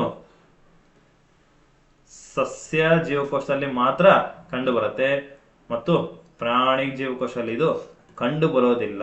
ಅರ್ಥ ಆಯ್ತಾ? ಪ್ರಾಣಿ ಜೀವಕೋಶದಲ್ಲಿ, ಸಸ್ಯ ಜೀವಕೋಶದಲ್ಲಿ ಕಂಡು ಬರುತ್ತೆ, ಆದ್ರೆ ಪ್ರಾಣಿ ಜೀವಕೋಶದಲ್ಲಿ ಇದು ಕಂಡು ಬರೋದಿಲ್ಲ. ಇದನ್ನ ನೆನ್ಪಿಟ್ಕೋಬೇಕು, ಇದನ್ನ ಕನ್ಫ್ಯೂಸ್ ಮಾಡ್ಕೋಬಾರ್ದು. ನೆಕ್ಸ್ಟ್ ಇದರ ಕಾರ್ಯ ಏನು, ಕೆಲಸ ಏನು ಅಂತ ಕೇಳಿದ್ರೆ ಇದು ಕ್ಲೋರೋಪ್ಲಾಸ್ಟ್ ಅಂದಾಗ ದ್ವಿತೀಯ ಸಂಶ್ಲೇಷಣೆ ಕ್ರಿಯೆಗೆ ಸಹಾಯ ಮಾಡತಕ್ಕಂತಹ ಕ್ರಿಯೆಯಿಂದ ಅಂತ ಕರಿತೀವಿ. ದ್ವಿತೀಯ ಸಂಶ್ಲೇಷಣ ಕ್ರಿಯೆ ಸಹಾಯ ಅಥವಾ ದ್ವಿತೀಯ ಸಂಶ್ಲೇಷಣ ಕ್ರಿಯೆ ಕೇಂದ್ರ ಅಂತ ಕರಿತೀವಿ ಅಥವಾ ಆಹಾರದ ತಯಾರಿಕೆ ಅಂತ ಕರಿತೀವಿ. ಇಲ್ಲಿ ನೀವು ಸ್ಟ್ರಕ್ಚರ್ ನ ನೋಡ್ತಾ ಇದ್ದೀರಿ. ಇವು ಎಲೆಯ ಒಳಗಡೆ ಅಥವಾ ಸಸ್ಯದ ಜೀವಕೋಶ ಒಳಗಡೆ ಇವು ಕಂಡು ಬರ್ತಾವೆ. ಹಾಗಾದ್ರೆ ಇಲ್ಲಿ ಸಸ್ಯ ಅಂದಾಗ ಅಥವಾ ಗಿಡ ಮರ ಏನು ತಗೊಂಡ್ರು ಅದು ತನ್ನ ಇಲ್ಲಿ ದ್ವಿತೀಯ ಸಂಶ್ಲೇಷಣ ಕ್ರಿಯೆ ಅಂದ್ರೇನು, ತನ್ನ ಪಾಡಿಗೆ ತಾನು ಅಂದ್ರೆ ತನಗೆ ಬೇಕಾಗಿರ್ತಕ್ಕಂಥ ಆಹಾರವನ್ನು ತಾನೇ ಪ್ರಿಪೇರ್ ಮಾಡ್ಕೊಳ್ಳುತ್ತೆ. ಅದಕ್ಕೆ ನಾವೇನಂತ ಕರಿತೀವಿ, ದ್ಯುತಿ ಸಂಶ್ಲೇಷಣ ಕ್ರಿಯೆ. ಹಿಂಗೆ ಮಾಡ್ಕೊಳುತ್ತೆ ಅಂದ್ರೆ ಸೂರ್ಯನ ಒಂದು ಬೆಳಕನ್ನ ತಗೊಂಡು ಅದು ಏನ್ ಮಾಡುತ್ತೆ, ಆಹಾರವನ್ನ ತಯಾರಿಕೆ ಮಾಡುತ್ತೆ. ಅದನ್ನ ನಾವು ಇಂಗ್ಲಿಷ್ ಅಲ್ಲಿ ಫೋಟೋಸಿಂಥಸಿಸ್ ಅಂತ ಕರಿತೀವಿ, ಕನ್ನಡದಲ್ಲಿ ದ್ಯುತಿ ಸಂಶ್ಲೇಷಣ ಕ್ರಿಯೆ ಅಂತ ಕರಿತೀವಿ. ಹಾಗಾದ್ರೆ ಈ ಸೌರಶಕ್ತಿಯನ್ನ ಬಳಸ್ಕೊಂಡು ಮಾಡುತ್ತೆ. ಹಾಗಾದ್ರೆ ಈ ಸೌರಶಕ್ತಿಯನ್ನ ರಾಸಾಯನಿಕ ಶಕ್ತಿಯನ್ನಾಗಿ ಪರಿವರ್ತಿಸುವ ಕಣದಂಗೆ ಯಾವುದು ಅಂದ್ರೆ ಅದೇ ಕ್ಲೋರೋಪ್ಲಾಸ್ಟ್. ಇದು ಏನ್ ಮಾಡುತ್ತೆ, ಸೂರ್ಯನಿಂದ ಬರ್ತಕ್ಕಂಥ ಸೌರಶಕ್ತಿಯನ್ನ ಹಿಡ್ಕೊಂಡು ಅಲ್ಲಿ ಸಸ್ಯಕ್ಕೆ ಬೇಕಾಗಿರತಕ್ಕಂಥ ರಾಸಾಯನಿಕಗಳನ್ನ ಉತ್ಪತ್ತಿ ಮಾಡಿ ಕಳಿಸುತ್ತೆ. ಅದಕ್ಕೆ ನಾವು ಏನು ಸೌರಶಕ್ತಿಯನ್ನ ರಾಸಾಯನಿಕ ಶಕ್ತಿಯನ್ನಾಗಿ ಪರಿವರ್ತಿಸುವ ಕಣದಂಗೆ ಯಾವುದು ಅಂತ ಹೇಳಿದ್ರೆ ಅದು ಕ್ಲೋರೋಪ್ಲಾಸ್ಟ್ ಅಂತ ಹೇಳಿದ್ವಿ. ಹಾಗಾದ್ರೆ ಈ ಸಸ್ಯಗಳ ವಿವಿಧ ಬಣ್ಣಗಳಿಗೆ ಕಾರಣ ಆಗಿರ್ತಕ್ಕಂಥ ವರ್ಣಕ್ಕೆ ಯಾವುದು, ಸಸ್ಯಗಳ ವಿವಿಧ ಬಣ್ಣಗಳಿಗೆ. ಹೌದಾ, ಸಸ್ಯ ಅಂದಾಗ ಬೇರೆ ಬೇರೆ ಭಾಗದಲ್ಲಿ ಬೇರೆ ಬೇರೆ ಬಣ್ಣಗಳು ಕಂಡು ಬರ್ತವೆ. ಆ ಒಂದು ಸಸ್ಯದ ವಿವಿಧ ಭಾಗಗಳಿಗೆ ಕಾರಣವಾಗಿರ್ತಕ್ಕಂತಹ ವರ್ಣಕ್ಕೆ ಯಾವ್ದು ಕೇಳ್ತಾನೆ, ಅದು ಫೈಟೋಕ್ರೋಮ್ ಅಥವಾ ಫೈಟೋಕ್ರೋಮ್ಸ್ ಅಂತ ಕೂಡ ಹೇಳ್ತಾ ಹೋಗ್ತೀವಿ. ಓಕೆ, ನೆಕ್ಸ್ಟ್ ಬರುತ್ತೆ ಪತ್ರಹರಿತು. ಪತ್ರಹರಿತಿನಲ್ಲಿ ಕಂಡು ಬರತಕ್ಕಂಥ ಲೋಹ ಯಾವುದು ಅಂತ ಕೇಳಿದ್ರೆ ಅದು ಮೆಗ್ನೀಷಿಯಂ. ಒಂದು ಪ್ರಶ್ನೆ ಕೇಳ್ತೀನಿ, ಒಂದು ಪ್ರಶ್ನೆ ಇದೆ, ಇವೆ ಸಸ್ಯಗಳು ಹಸಿರಾಗಿರೋದಕ್ಕೆ ಕಾರಣ ಏನು ಅಂತೇಳಿ. ಒಂದು ಕಾರಣ, ಸಸ್ಯ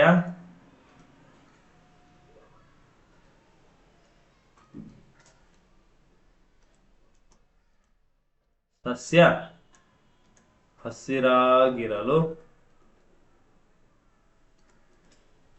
ಕಾರಣ ಅಂತ ಪ್ರಶ್ನೆ ಕೇಳ್ತಾನೆ. ಅದಕ್ಕೆ ಆನ್ಸರ್ ಕಮೆಂಟ್ ಬಾಕ್ಸ್ ಅಲ್ಲಿ ತಿಳಿಸಿ. ಓಕೆ, ನೆಕ್ಸ್ಟ್ ಜೀವಕೋಶ ಅಂದಾಗ ಜೀವಕೋಶದ ಸೌರ ಪೆಟ್ಟಿಗೆಗಳು ಯಾವುವು, ಜೀವಕೋಶದ ಸೌರ ಪೆಟ್ಟಿಗೆಗಳು ಯಾವುವು ಅಂತ ಕೇಳ್ತಾನೆ. ಅದು ಕ್ಲೋರೋಪ್ಲಾಸ್ಟ್. ಯಾಕೆ ಅಂದ್ರೆ ಇದು ಸೌರಕೋಶವನ್ನ ಹಿಡ್ಕೊಂಡು ರಾಸಾಯನಿಕ ಶಕ್ತಿಯನ್ನಾಗಿ ಪರಿವರ್ತನೆ ಮಾಡುತ್ತೆ. ಹಾಗಾಗಿ ಇದನ್ನ ನಾವು ಜೀವಕೋಶದ ಸೌರ ಪೆಟ್ಟಿಗೆಗಳಂತ ಕರಿತೀವಿ. ಹಾಗಾದ್ರೆ ಸಸ್ಯ ಜೀವಕೋಶದ ಅಡುಗೆ ಮನೆ ಯಾವುದು ಅಂದ್ರೆ ಅದೇ ಕ್ಲೋರೋಪ್ಲಾಸ್ಟ್. ಯಾಕೆಂದ್ರೆ ಇಲ್ಲಿ ಆಹಾರ ತಯಾರಾಗುತ್ತೆ. ಅದಕ್ಕೆ ನಾವು ಸಸ್ಯ ಜೀವಕೋಶದ ಅಡುಗೆ ಮನೆ ಅಂತ ಕರಿತಾ ಹೋಗ್ತೀವಿ. ಹಾಗಾದ್ರೆ ಇಲ್ಲಿ ನೆಕ್ಸ್ಟ್ ಬರುತ್ತೆ ಕೋಶ ಕೇಂದ್ರ. ಕೋಶ ಕೇಂದ್ರ ಅಂದಾಗ ನಾವು ಇದನ್ನ ಕಂಡು ಹಿಡಿದಿರ್ತಕ್ಕಂಥ ವಿಜ್ಞಾನಿ ಯಾರು, ರಾಬರ್ಟ್ ಬ್ರೌನ್. 1831ರಲ್ಲಿ ರಾಬರ್ಟ್ ಬ್ರೌನ್ ಅಂತ ವಿಜ್ಞಾನಿ ಏನ್ ಮಾಡ್ತಾನೆ, ಮೊಟ್ಟ ಮೊದಲ ಬಾರಿಗೆ ಕೋಶ ಕೇಂದ್ರವನ್ನ, ನ್ಯೂಕ್ಲಿಯಸ್ ಅನ್ನ ಕಂಡು ಹಿಡಿತಾನೆ. ಹಾಗಾದ್ರೆ ಈ ಕೋಶ ಕೇಂದ್ರವು ಜೀವಕೋಶದ ಎಲ್ಲಾ ಚಟುವಟಿಕೆಗಳನ್ನು ನಿಯಂತ್ರಣ ಮಾಡುತ್ತೆ. ಹಾಗಾಗಿ ನಾವು ಜೀವಕೋಶದ ನಿಯಂತ್ರಕ ಅಥವಾ ಜೀವಕೋಶದ ಯಜಮಾನ, ಇಲ್ಲಿ ಜೀವಕೋಶ ನಿಯಂತ್ರಕ ಅಂತ ಕರಿತೀವಿ ಅಥವಾ ಜೀವಕೋಶದ ಯಜಮಾನ್ ಅಂತ ಕರಿತೀವಿ. ಯಾಕೆಂದ್ರೆ ಆ ಒಂದು ಕೋಶ ಕೇಂದ್ರ ಏನ್ ಮಾಡುತ್ತೆ, ಇದು ನ್ಯೂಕ್ಲಿಯಸ್ ಅಂದಾಗ ಒಂದು ಜೀವಕೋಶದಲ್ಲಿ ಒಳಗಡೆ ಒಂದು ಸಣ್ಣ ಬೀಜ ಕಂಡು ಬರುತ್ತೆ. ಆ ಬೀಜವನ್ನ ನಾವು ನ್ಯೂಕ್ಲಿಯಸ್ ಅಂತ ಕರಿತೀವಿ. ಆ ಒಂದು ನ್ಯೂಕ್ಲಿಯಸ್ ಏನ್ ಕೆಲಸ ಮಾಡುತ್ತೆ, ಕೋಶ ಕೇಂದ್ರ ಏನ್ ಕೆಲಸ ಮಾಡುತ್ತೆ ಅಂತ ಕೇಳಿದ್ರೆ ಆ ಕೋಶದ ಒಳಗಡೆ ಕೇಂದ್ರದಲ್ಲಿ ಕಂಡು ಬರ್ತಕ್ಕಂಥ ಒಂದು ಬೀಜಕ್ಕೆ ನಾವು ಕೋಶ ಕೇಂದ್ರ ಅಂತ ಕರಿತೀವಿ ಅಥವಾ ನ್ಯೂಕ್ಲಿಯಸ್ ಅಂತ ಕರಿತೀವಿ. ಇಲ್ಲಿ ಆ ಒಂದು ಜೀವಕೋಶಕ್ಕೆ ಬೇಕಾಗಿರತಕ್ಕಂಥ ಎಲ್ಲಾ ಕೆಲಸಗಳನ್ನ ಅದು ನಿಯಂತ್ರಣ ಮಾಡುತ್ತೆ. ಫಾರ್ ಎಕ್ಸಾಂಪಲ್, ಒಬ್ಬ ಮನೆ ಅಂದಾಗ ಒಬ್ಬ ಅಲ್ಲಿ ಯಜಮಾನ ಹೆಂಗೆ ನಿಂತ್ಕೊಂಡು ಮನೆಯನ್ನು ಲೀಡ್ ಮಾಡ್ತಿರ್ತಾನೋ, ಒಬ್ಬ ಕ್ಲಾಸ್ ರೂಮ್ ಅಂದಾಗ CR ಅಥವಾ ಕ್ಲಾಸ್ ರಿಪ್ರೆಸೆಂಟೇಟಿವ್ ನಿಂತ್ಕೊಂಡು ಕ್ಲಾಸ್ ಅನ್ನು ಹೆಂಗ್ ಲೀಡ್ ಮಾಡ್ತಾ ಇರ್ತಾನೋ ಅದೇ ರೀತಿಯಾಗಿ ನ್ಯೂಕ್ಲಿಯಸ್ ಏನ್ ಮಾಡುತ್ತೆ, ಜೀವಕೋಶ ಅಂದಾಗ ಅಥವಾ ಸೆಲ್ ಅಂದಾಗ ಅದು ಮಧ್ಯ ನಿಂತ್ಕೊಂಡು ಲೀಡ್ ಮಾಡುತ್ತೆ. ಅದೇ ಒಳ ಮತ್ತು ಹೊರ ಅಂದ್ರೆ ಅಲ್ಲಿ ಏನೇನ್ ಕೆಲಸಗಳಾಗ್ತದೆ ಅದನ್ನೆಲ್ಲವನ್ನು ನಿಯಂತ್ರಣ ಮಾಡುತ್ತೆ. ಹಾಗಾಗಿ ನಾವು ಜೀವಕೋಶದ ಯಜಮಾನ ಅಂತ ಕರಿತೀವಿ ಅದನ್ನ, ನ್ಯೂಕ್ಲಿಯಸ್ ಅನ್ನ. ಹಾಗಾದ್ರೆ ನೆಕ್ಸ್ಟ್ ಬರುತ್ತೆ ಜೀವಕೋಶ ಅಂದಾಗ, ಅಲ್ಲಿ ನ್ಯೂಕ್ಲಿಯಸ್ ಅಂದಾಗ ಇವುಗಳ ಕೋಶ ವಿಭಜನೆ ಆಗ್ತಕ್ಕಂಥ ಸಂದರ್ಭದಲ್ಲಿ ಆ ನ್ಯೂಕ್ಲಿಯಸ್ ಗಳೇನಾಗ್ತವೆ, ಕ್ರೋಮೋಸೋಮ್ಗಳಾಗಿ ಮಾರ್ಪಾಡಾಗ್ತವೆ. ಓಕೆ, ಅಂದ್ರೆ ಇಲ್ಲಿ ನಾವೇನಂತ ಕರಿತೀವಿ, ಒಂದು ಜೀವಕೋಶ ಅಂದಾಗ ಅದು ಡಿವೈಡ್ ಆಗ್ಬೇಕಾಗಿತ್ತು. ಓಕೆ, ಒಂದು ಜೀವಕೋಶ 2 ಭಾಗಗಳಾಗಿ ಒಡೆಯೋದಕ್ಕೆ ನಾವು ಏನ್ ಕರಿತೀವಿ, ಕೋಶ ವಿಭಜನೆ ಅಂತ ಕರಿತೀವಿ. ಕೋಶ ವಿಭಜನೆ ಅಂತ ಕರಿತೀವಿ. ಹಾಗಾದ್ರೆ ಈ ಕೋಶ ವಿಭಜನೆ ಅಂದಾಗ ಒಂದು ಜೀವಕೋಶ ಒಡೆದು 2 ಭಾಗಗಳಾಗುವಂತ ಒಂದು ಪ್ರಕ್ರಿಯೆಗೆ ನಾವು ಕೋಶ ವಿಭಜನೆ ಅಂತ ಕರಿತೀವಿ.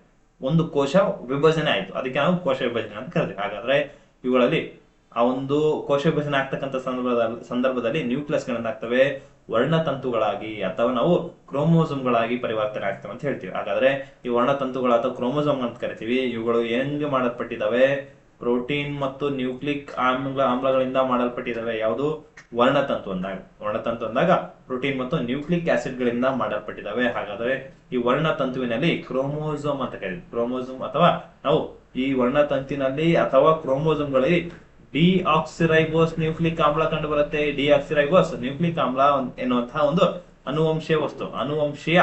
ಇಲ್ಲಿ ಅನುವಂಶೀಯ ವಸ್ತು ಅಂದ್ರೆ ಏನು, ಪೀಳಿಗೆಯಿಂದ ಪೀಳಿಗೆಗೆ ಟ್ರಾನ್ಸ್ಫರ್ ಆಗ್ತಕ್ಕಂತ ಲಕ್ಷಣ, ಅದಕ್ಕೆ ನಾವು ಅನುವಂಶೀಯ ವಸ್ತು ಅಂತ ಕರೀತಾ ಹೋಗ್ತೀವಿ. ಹಾಗಾದ್ರೆ ಕ್ರೋಮೋಸೋಮ್ಗಳಿಂದ ಮೊದಲ ಕಂಡಿರತಕ್ಕಂಥ ವಿಜ್ಞಾನಿ ಯಾರು, ಡಬ್ಲ್ಯೂ ಫ್ಲೆಮಿಂಗ್ ಅಂತ ಹೇಳ್ತಾ ಹೋಗ್ತೀವಿ. ಫ್ಲೆಮಿಂಗ್ ಅನ್ನೋ ವಿಜ್ಞಾನಿ ಕ್ರೋಮೋಸೋಮ್ಗಳನ್ನ ಮೊದಲ ಬಾರಿಗೆ ಕಂಡುಹಿಡಿತಾನೆ. ಹಾಗಾದ್ರೆ ಈ ಕ್ರೋಮೋಸೋಮ್ಗಳನ್ನ ಮೊದಲು ಯಾರು ವಿವರಿಸಿದ್ರು, ಮೊದಲು ವಿವರಿಸಿದ್ಯಾರು, ಕಂಡು ಹಿಡಿದಿದ್ಯಾರು ಅಂದ್ರೆ ಅದು ಫ್ಲೆಮಿಂಗ್, ಹೌದಾ? ಹಾಗಾದ್ರೆ ಮೊದಲು ವಿವರಿಸಿದ್ಯಾರು ಅಂತ ಪ್ರಶ್ನೆ ಕೇಳ್ತಾನೆ, ಅದು ಸ್ಟ್ರಾಸ್ಬರ್ಗರ್ ಅಂತ ವಿಜ್ಞಾನಿ ಏನ್ ಮಾಡ್ತಾನೆ, ಮೊಟ್ಟ ಮೊದಲನೇ ಬಾರಿಗೆ ಆ ಒಂದು ಕ್ರೋಮೋಸೋಮ್ ಅನ್ನ ಎಕ್ಸ್ಪ್ಲೇನ್ ಮಾಡ್ತಾನೆ. ಹಾಗಾದ್ರೆ ಇಲ್ಲಿ ಕ್ರೋಮೋಸೋಮ್ ಅನ್ನ ಬಳಸ್ಕೊಂಡು ಮಾನವ ಅಂದಾಗ ಮಾನವನಲ್ಲಿ ಎಷ್ಟು ಕ್ರೋಮೋಸೋಮ್ಗಳು ಇರ್ತವೆ? ಮಾನವನಲ್ಲಿ ಒಟ್ಟು 46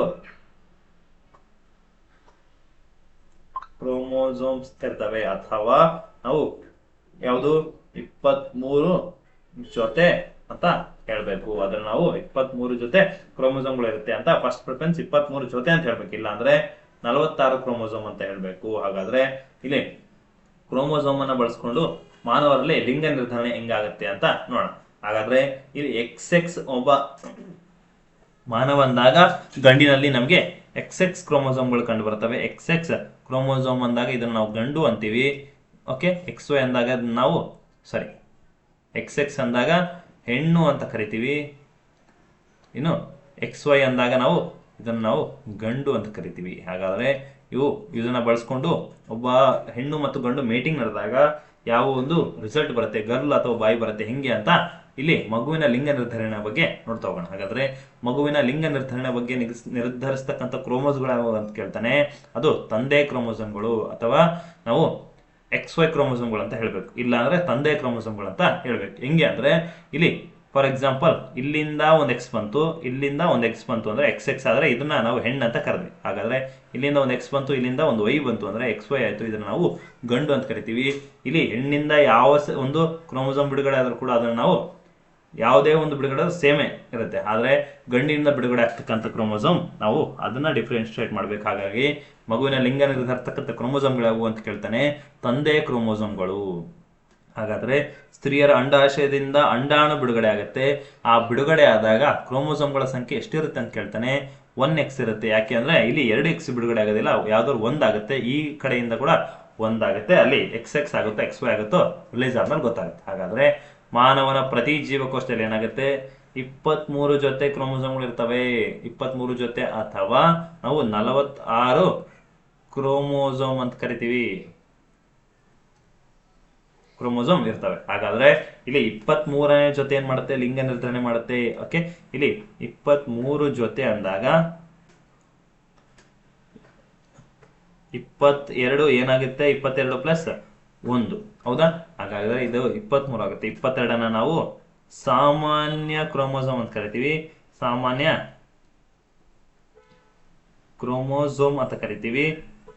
ಓಕೆ, ಇದನ್ನ ನಾವು ಒಂದನ್ನ ಏನಂತ ಕರಿತೀವಿ, ಈ ಒಂದನ್ನ ನಾವು ಸೆಕ್ಸ್ ಕ್ರೋಮೋಸೋಮ್ ಅಂತ ಕರಿತೀವಿ, ಸೆಕ್ಸ್ ಕ್ರೋಮೋಸೋಮ್ ಅಂತ ಕರಿತೀವಿ. ಹಾಗಾದ್ರೆ ಇಲ್ಲಿ ಮಾನವನ ಪ್ರತಿ ಜೀವಕೋಶದಲ್ಲಿ ಏನಾಗುತ್ತೆ, 23 ಜೀವಕೋಶಗಳು ಇರ್ತವೆ. ಹಾಗಾದ್ರೆ 23ನೇ ಜೊತೆ ಜೀವಕೋಶ ಏನ್ ಮಾಡುತ್ತೆ, 23ನೇ ಜೊತೆ ಕ್ರೋಮೋಸೋಮ್ ಏನ್ ಮಾಡುತ್ತೆ, ಲಿಂಗ ನಿರ್ಧರಣೆಗೆ ಸಹಾಯ ಮಾಡುತ್ತೆ. ಅರ್ಥ ಆಯ್ತಾ? ಹಾಗಾದ್ರೆ ಇದನ್ನ ಹಲವಾರು ಬಾರಿ ಪ್ರಶ್ನೆ ಕೇಳಿದರೆ ಇದನ್ನ ಸ್ಟಾರ್ ಮಾಡಿ ಕರ್ಕೊಳ್ಳಿ. ಅರ್ಥ ಆಯ್ತಾ? ನೆಕ್ಸ್ಟ್ DNA ಅಂದಾಗ DNA ರಚನೆ ಹೆಂಗಿರುತ್ತೆ ಅಂತ ಕೇಳ್ತಾನೆ. ಇದು ನೋಡೋದಕ್ಕೆ ಸುರುಳಿ ಆಕಾರದಲ್ಲಿದೆ, ಹೌದಾ? ಓಕೆ, ಸುರುಳಿ ಆಕಾರದಲ್ಲಿದೆ. ಹಾಗಾದ್ರೆ ಇದು ಒಂದೇನು ಅನುವಂಶೀಯ ವಸ್ತು ಅಂತ ಕರಿತೀವಿ. DNA ಒಂದು ಅನುವಂಶೀಯ ವಸ್ತು ಅಂತ ಕರಿತೀವಿ. ಇದು ಪೀಳಿಗೆಯಿಂದ ಪೀಳಿಗೆಗೆ, ಅಜ್ಜನಿಂದ ಮಗನಿಗೆ, ಮಗನಿಂದ ಮೊಮ್ಮಗನಿಗೆ ಅವರ ಲಕ್ಷಣಗಳು, ಎತ್ತರ, ಗಿಡ್ಡ, ಕುಳ್ಳ, ಬಿಳಿ ಬಣ್ಣ, ಬಿಳಿ ಆಗಿರ್ಬೋದು, ಹೌದಾ, ಕಪ್ಪಾಗಿರ್ಬೋದು, ಕೆಂಪಾಗಿರ್ಬೋದು, ಬಿಳಿ ಕೂದಲು ಆಗಿರ್ಬೋದು, ಅಥವಾ ಕೆಂಪು ಕೂದಲು ಆಗಿರ್ಬೋದು, ಕಪ್ಪು ಕೂದಲು, ಹೀಗಾಗಿ ಅಲ್ಲಿ ತಂದೆ ಹಿಂಗಿರ್ತಾನೋ ಅವುಗಳ ಲಕ್ಷಣಗಳು ಪೀಳಿಗೆಯಿಂದ ಪೀಳಿಗೆಗೆ ಏನೋ ಟ್ರಾನ್ಸ್ಫರ್ ಆಗ್ತಾ ಇರ್ತವೆ, ವರ್ಗಾವಣೆ ಆಗ್ತಾ ಇರ್ತವೆ. ಇದಕ್ಕೆ ನಾವು ಅನುವಂಶೀಯ ಮಾಹಿತಿಗಳನ್ನ ವರ್ಗಾವಣೆ ಏನು ಪೀಳಿಗೆಯಿಂದ ಪೀಳಿಗೆಗೆ ವರ್ಗಾವಣೆ ಮಾಡ್ತಕ್ಕಂಥ ವಸ್ತು ಯಾವ್ದು ಅಂತ ಕೇಳಿದ್ರೆ ಅದು DNA. ಓಕೆ, ಆ DNA ಅಂದಾಗ DNA ಒಳಗಡೆ ಜೀನ್ಸ್ ಕಂಡು ಬರ್ತವೆ. ಓಕೆ, ಅವುಗಳು ಮಾಡ್ತವೆ. ಹಾಗಾದ್ರೆ ಇಲ್ಲಿ ಡಿಆಕ್ಸಿರೈಬೋಸ್ ಎನ್ನುವಂತ ಒಂದು ನ್ಯೂಕ್ಲಿಕ್ ಆಮ್ಲ ಏನ್ ಮಾಡುತ್ತೆ, ಆ ಒಂದು ಅಣುವಿನ ರಚನೆ ಅಥವಾ ನಾವು ಡಿಆಕ್ಸಿರೈಬೋಸ್ ನ್ಯೂಕ್ಲಿಕ್ ಆಮ್ಲ ಅಂದಾಗ ಅದರ ರಚನೆ, ಅಣುವಿನ ರಚನೆಯನ್ನ ನಾವು ಈ ಒಂದು DNA ಅಂದಾಗ ಡಿಆಕ್ಸಿರೈಬೋಸ್ ನ್ಯೂಕ್ಲಿಕ್ ಆಮ್ಲ ರಚನೆಯನ್ನ 1953ರಲ್ಲಿ ಅಮೆರಿಕ ವಿಜ್ಞಾನಿ ಆಗಿರ್ತಕ್ಕಂಥ ಜೇಮ್ಸ್ ವ್ಯಾಟ್ಸನ್ ಮತ್ತು ಫ್ರಾನ್ಸಿಸ್ ಕ್ರಿಕ್ ಅನ್ನುವಂಥ ವಿಜ್ಞಾನಿಗಳು ಏನ್ ಮಾಡ್ತಾರೆ, ಈ ಒಂದು DNA ಅನ್ನ ಕಂಡು ಹಿಡಿತಾರೆ. DNA ಸಿಂಪಲ್ ಆಗಿ ಹೇಳೋದಾದ್ರೆ DNA ಅನ್ನ ಕಂಡು ಹಿಡಿದ ವಿಜ್ಞಾನಿ ಯಾರು ಅಂದ್ರೆ ಅದು ಜೇಮ್ಸ್ ವ್ಯಾಟ್ಸನ್ ಮತ್ತು ಫ್ರಾನ್ಸಿಸ್ ಕ್ರಿಕ್. ಹಾಗಾದ್ರೆ ಇವರ ಸಂಶೋಧನೆಗೆ 1962ರಲ್ಲಿ ಇವರಿಗೆ ನೋಬೆಲ್ ಪ್ರಶಸ್ತಿ ಸಿಗುತ್ತೆ. ಯಾರಿಗೆ? ಜೇಮ್ಸ್ ವ್ಯಾಟ್ಸನ್ ಮತ್ತು ಫ್ರಾನ್ಸಿಸ್ ಕ್ರಿಕ್. ಇಲ್ಲಿ explain the structure of DNA ಅಂದ್ರೂ ಒಂದೇನೆ, explain the structure of double helical structure of DNA ಅಂದ್ರೂ ಕೂಡ ಒಂದೇನೆ, explain the structure of DNA ಅಂದ್ರೂ ಒಂದೇನೆ, double helical structure of DNA ಅಂದ್ರೂ ಒಂದೇನೆ. Next explain the model of James Watson and Crick model of DNA ಅಂತ ಕೂಡ ಕರೀತಾರೆ. ಹೌದಾ? ಎಕ್ಸ್ಪ್ಲೇನ್ ದ ಪ್ರಾಸೆಸ್ ಅಥವಾ structure of James Watson and Crick model of DNA ಅಂತ ಈ ತರನು ಪ್ರಶ್ನೆ ಕೇಳ್ತಾರೆ. ಓಕೆ, ನೆಕ್ಸ್ಟ್ DNA ಅಂದಾಗ DNA ಅಣುವಿನ ಈ ರಚನೆಯನ್ನ ನಾವು ವ್ಯಾಟ್ಸನ್ ಮತ್ತು ಕ್ರಿಕ್ ಮಾದರಿ, Watson and Crick model of DNA ಅಂತ ಹೇಳಿದ್ನಲ್ಲ, ಇದನ್ನೇ ವ್ಯಾಟ್ಸನ್ ಅಂಡ್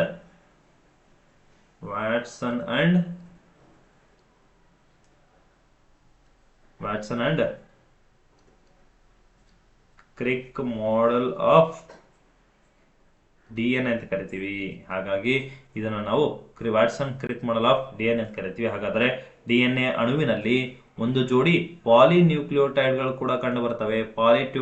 ಪಾಲಿನ್ಯೂಕ್ಲಿಯೋಟೈಡ್ ನ ಸರಪಳಿಗಳಿರ್ತವೆ. ಅದನ್ನೇ DNA ಅಣುವಿನ ರಚನೆಯಲ್ಲಿ ಒಂದು ಈ ತರ ಡಬಲ್ ಹೆಲಿಕಲ್ ಸ್ಟ್ರಕ್ಚರ್ ಇರುತ್ತೆ ಅಂತ ಹೇಳಿದ್ರೆ ಅವುಗಳಲ್ಲಿ ಒಂದು ಜೋಡಿ ಪಾಲಿನ್ಯೂಕ್ಲಿಯೋಟೈಡ್ಗಳು ಕೂಡ ಸರಪಳಿ ಇರುತ್ತೆ. ಹಾಗಾದ್ರೆ ಒಂದೊಂದು ನ್ಯೂಕ್ಲಿಯೋಟೈಡ್ಗಳು ಏನ್ ಮಾಡ್ತವೆ, ಆ ಒಂದೊಂದು ನ್ಯೂಕ್ಲಿಯೋಟೈಡ್ ಘಟಕವು ಕೂಡ ಡಿಆಕ್ಸಿರೈಬೋಸ್ ಸಕ್ಕರೆಯಿಂದ ಮಾಡಲ್ಪಟ್ಟಿರ್ತವೆ. ಡಿಆಕ್ಸಿರೈಬೋಸ್ ಸಕ್ಕರೆ ಆಗಿರ್ಬೋದು, ಫಾಸ್ಫೇಟ್ ಆಗಿರ್ಬೋದು, ಮತ್ತು ನೈಟ್ರೋಜನ್ ಕ್ಷಾರಗಳು ಅಥವಾ ನಾವು ನೈಟ್ರೋಜನ್ ಬೇಸಸ್ ಅಂತ ಕರಿತೀವಿ. ನೈಟ್ರೋಜನ್ ಬೇಸಸ್ ಅಂದ್ರೆ ಇಲ್ಲಿ ನ್ಯೂಕ್ಲಿಯೋಟೈಡ್ ಕಂಡು ಬರುತ್ತೆ ಅಂತ ಹೇಳಿದೆ. ಒಂದು ಜೋಡಿ DNA ಒಂದು ಜೋಡಿ ನ್ಯೂಕ್ಲಿಯೋಟೈಡ್ ಕಂಡು ಬರ್ತವೆ ಅಂತ ಹೇಳಿದೆ. ಹಾಗಾದ್ರೆ ಈ ನ್ಯೂಕ್ಲಿಯೋಟೈಡ್ಗಳು ಯಾವ್ದ್ರಿಂದ ಮಾಡಲ್ಪಟ್ಟಿದೆ ಅಂತ ಕೇಳ್ತಾನೆ. ಡಿಆಕ್ಸಿರೈಬೋಸ್ ಸಕ್ಕರೆ, ಫಾಸ್ಫೇಟ್ ಮತ್ತು ಯಾವುದು ಪೆಂಟೋಸ್ ಕ್ಷಾರಗಳಂತ ಕರಿತಾ ಹೋಗ್ತೀವಿ. ಇವುಗಳಿಂದ ಈ ಒಂದು DNA ಮಾಡಲ್ಪಟ್ಟಿದೆ. ಅರ್ಥ ಆಯ್ತಾ? ಹಾಗಾದ್ರೆ ನಾವು ಇಲ್ಲಿ ಡಿಆಕ್ಸಿರೈಬೋಸ್ ಅಂದ್ರೂ ಕೂಡ ಒಂದೇನೆ, ಪೆಂಟೋಸ್ ಅಂದ್ರೂ ಕೂಡ ಒಂದೇನೆ. ಪೆಂಟೋಸ್ ಅಂತೀವಿ, ಫಾಸ್ಫೇಟ್ ಅಂತೀವಿ, ಪೆಂಟೋಸ್, ಫಾಸ್ಫೇಟ್ ಮತ್ತು ನೈಟ್ರೋಜನ್ ಬೇಸ್. ಇವೆಲ್ಲ ಮೂರುಗಳು ಸೇರ್ಕೊಂಡು ನ್ಯೂಕ್ಲಿಯೋಟೈಡ್ಗಳು ಎಂಬ ಒಂದು ಘಟಕ ರಚನೆ ಆಗುತ್ತೆ. ಹಾಗಾದ್ರೆ ಇಲ್ಲಿ DNA ಅಂದಾಗ AT ಮತ್ತು GC ಎನ್ನುವಂತಹ ಒಂದು ಚೈನ್ಗಳು, ಸರಪಳಿಗಳು ಕಂಡು ಬರ್ತವೆ. ಹೌದಾ? ಹಾಗಾದ್ರೆ ATGC ಅಂದ್ರೆ ಏನು ಅಂತ ನೋಡಿದಾಗ ಇದನ್ನು ನಾವು ಅಡಿನೈನ್, T ಅಂದ್ರೆ ಥೈಮೈನ್, G ಅಂದ್ರೆ ಗ್ವಾನೈನ್, C ಅಂದ್ರೇನು ಸೈಟೋಸಿನ್ ಅಂತ ಕರಿತಾ ಹೋಗ್ತೀವಿ. ಹಾಗಾದ್ರೆ ಅಡೆನೈನ್, ಗ್ವಾನೈನ್, ಥೈಮಿನ್ ಮತ್ತು ಸೈಟೋಸಿನ್ ಅಂತ ಕರಿತಾ ಹೋಗ್ತೀವಿ. ಹಾಗಾದ್ರೆ ಇದನ್ನು ನಾವು DNA ಅಂತ ಕರೆದ್ವಿ. ಹೌದಾ? ಹಾಗಾದ್ರೆ RNA ಯಲ್ಲಿ ಯಾವ ಕಂಡು ಬರ್ತವೆ? AU ಮತ್ತು GC ಕಂಡು ಬರುತ್ತೆ. ಇಲ್ಲಿ AU ಮತ್ತು GC ಅಂದ್ರೆ ಏನು? A ಅಂದ್ರೆ ಅಡಿನೈನ್ ಅಂತ ಕರಿತೀವಿ, U ಅಂದ್ರೇನು ಯುರಾಸಿಲ್ ಅಂತ ಕರಿತೀವಿ, G ಅಂದ್ರೇನು ಗ್ವಾನೈನ್ ಅಂತ ಕರಿತೀವಿ, C ಅಂದ್ರೆ ಸೈಟೋಸಿನ್ ಅಂತ ಕರಿತೀವಿ. ಇವುಗಳು ನಮಗೆ RNA ಯಲ್ಲಿ ಕಂಡು ಬರ್ತವೆ. ಇಲ್ಲಿ DNA ಮತ್ತು RNA ಇರತಕ್ಕಂಥ ವ್ಯತ್ಯಾಸ ಅಂದ್ರೆ DNA ಯಲ್ಲಿ ಕಂಡು ಬಂದು RNA ಯಲ್ಲಿ ಕಂಡು ಬರದೇ ಇರತಕ್ಕಂತ ಏನು ಪ್ರತ್ಯಾಮ್ಲಗಳು, ಈ ಒಂದು ಯಾವ ವಸ್ತು ಅಥವಾ ನಮಗೆ ಯಾವ ವಸ್ತು DNA ಯಲ್ಲಿ ಕಂಡು ಬರುತ್ತೆ ಮತ್ತು RNA ಯಲ್ಲಿ ಕಂಡು ಬರೋದಿಲ್ಲ ಅಂತ ಕೇಳ್ತಾನೆ. ಅಥವಾ ಯಾವುದು DNA ಯಲ್ಲಿ T ಕಂಡು ಬರುತ್ತೆ, ಯಾವುದು RNA ಯಲ್ಲಿ ಆ T ಬದಲಿಗೆ ನಮಗೆ U ಕಂಡು ಬರುತ್ತೆ. ಇದೆ ನಾವು ಡಿಫರೆನ್ಸ್ ಅಂತ ಕರಿತೀವಿ. ಹಾಗಾದ್ರೆ ನಾವು ಇದನ್ನ A ಮತ್ತು C ಅನ್ನ ನಾವೇನಂತ ಕರಿತೀವಿ? ಒಟ್ಟಿಗೆ ನಾವು ಅಡೆನೈನ್ ಅಂತ ಕರಿತೀವಿ. ಹಾಗಾದ್ರೆ ಇದೊಂದು ಯಾವುದನ್ನ C ಮತ್ತೆ T ಅನ್ನ, A ಮತ್ತು G ಅನ್ನ, ಇದು A ಮತ್ತು G ಆಗ್ಬೇಕು. A ಮತ್ತು G ಅನ್ನ ನಾವು ಅಡೆನೈನ್ ಅಂತ ಕರಿತೀವಿ. T ಮತ್ತು C ಅನ್ನ ನಾವು ಗ್ವಾನೈನ್ ಅಂತ ಕರಿತೀವಿ. ಅಡೆನೈನ್ A ಮತ್ತು G ಅನ್ನ ನಾವು ಏನಂತ ಕರಿತೀವಿ? ಅಡೆನೈನ್. A ಮತ್ತು G ಅನ್ನ ನಾವು ಏನಂತ ಕರಿತೀವಿ? ಪ್ಯೂರಿನ್ಗಳಂತ ಕರಿತೀವಿ. ಮತ್ತು T ಮತ್ತು C ಅನ್ನ ನಾವು ಪಿರಮಿಡಿನ್ಸ್ ಅಂತ ಕರಿತೀವಿ. ಪ್ಯೂರಿನ್ ಮತ್ತು ಪಿರಮಿಡಿನ್ ಅಂದ್ರೆ ಪ್ಯೂರಿನ್ಗಳಲ್ಲಿ ಅಡಿನೈನ್ ಮತ್ತು ಗ್ವಾನೈನ್ಗಳಲ್ಲಿ ಕಂಡು ಬರುತ್ತವೆ. ಹಾಗಾದ್ರೆ ಪಿರಮಿಡಿನ್ಗಳಂದಾಗ ಸೈಟೋಸಿನ್ ಮತ್ತು ಥೈಮಿನ್ ಕಂಡು ಬರುತ್ತೆ. A ಮತ್ತು G ಅನ್ನ ನಾವು ಪ್ಯೂರಿನ್ಗಳಂತ ಕರಿತೀವಿ, T ಮತ್ತು C ಅನ್ನ ನಾವು ಪಿರಮಿಡಿನ್ಗಳಂತ ಕರಿತಾ ಹೋಗ್ತೀವಿ. ಅದೇ ರೀತಿಯಾಗಿ A ಮತ್ತು G ಅನ್ನ ಅದು ಏನಂತ ಕರಿತೀವಿ? ಪ್ಯೂರಿನ್ಸ್ ಅಂತ ಕರಿತೀವಿ. ಯು ಮತ್ತು ಸಿ ಅನ್ನ ನಾವು ಪಿರಮಿಡ್ಸ್ ಅಂತ ಕರಿತಾ ಹೋಗ್ತೀವಿ. ಇದನ್ನ ನೆನಪಿಟ್ಕೋಬೇಕು. ಹಾಗಾದ್ರೆ ನೆಕ್ಸ್ಟ್ ಬರುತ್ತೆ ರಸದಾನಿಗಳು. ಈ ರಸದಾನಿಗಳಂದಾಗ ವ್ಯಾಕ್ಯೂಲ್ಸ್ ಅಂತ ಕರಿತಾ ಹೋಗ್ತೀವಿ. ಇವುಗಳನ್ನ ನಾವು ಸಂಗ್ರಹಣಾ ಕೊಠಡಿ ಅಂತ ಕರಿತೀವಿ. ರಸದಾನಿಗಳಂದಾಗ ಇವುಗಳನ್ನ ನಾವು ಸಂಗ್ರಹಣಾ ಕೊಠಡಿ ಅಂತ ಕರಿತೀವಿ. ಯಾಕೆ ಅಂತ ಕೇಳ್ತಾನೆ. ಇವುಗಳು ಆಹಾರ, ನೀರು, ಕೊಬ್ಬು ಮತ್ತು ತ್ಯಾಜ್ಯ ವಸ್ತುಗಳನ್ನ ಸಂಗ್ರಹಣೆ ಮಾಡುತ್ತೆ. ಹಾಗಾಗಿ ಇದನ್ನ ನಾವು ಸಂಗ್ರಹಣಾ ಕೊಠಡಿ ಅಂತ ಕರಿತಾ ಹೋಗ್ತೀವಿ. ಯಾವ್ದನ್ನ? ರಸದಾನಿಗಳನ್ನ. ಹಾಗಾದ್ರೆ ಇವುಗಳನ್ನ ರಸದಾನಿಗಳನ್ನ ಆವರಿಸ್ತಕ್ಕಂಥ ಪೊರೆ ಯಾವುದು ಅಂತ ಕೇಳ್ತಾನೆ. ಯಾವುದು? ಟೋನೋಪ್ಲಾಸ್ಟ್. ಹಾಗಾದ್ರೆ ಇದೇನಾಗುತ್ತೆ? ಸಸ್ಯ ಜೀವಕೋಶ ಅಂದಾಗ ಸಸ್ಯ ಜೀವಕೋಶದಲ್ಲಿ ಈ ಒಂದು ರಸದಾನಿಗಳೇನಾಗಿರ್ತವೆ? ದೊಡ್ಡದಾಗಿರ್ತವೆ. ಹಾಗಾದ್ರೆ ಪ್ರಾಣಿ ಜೀವಕೋಶದಲ್ಲಿ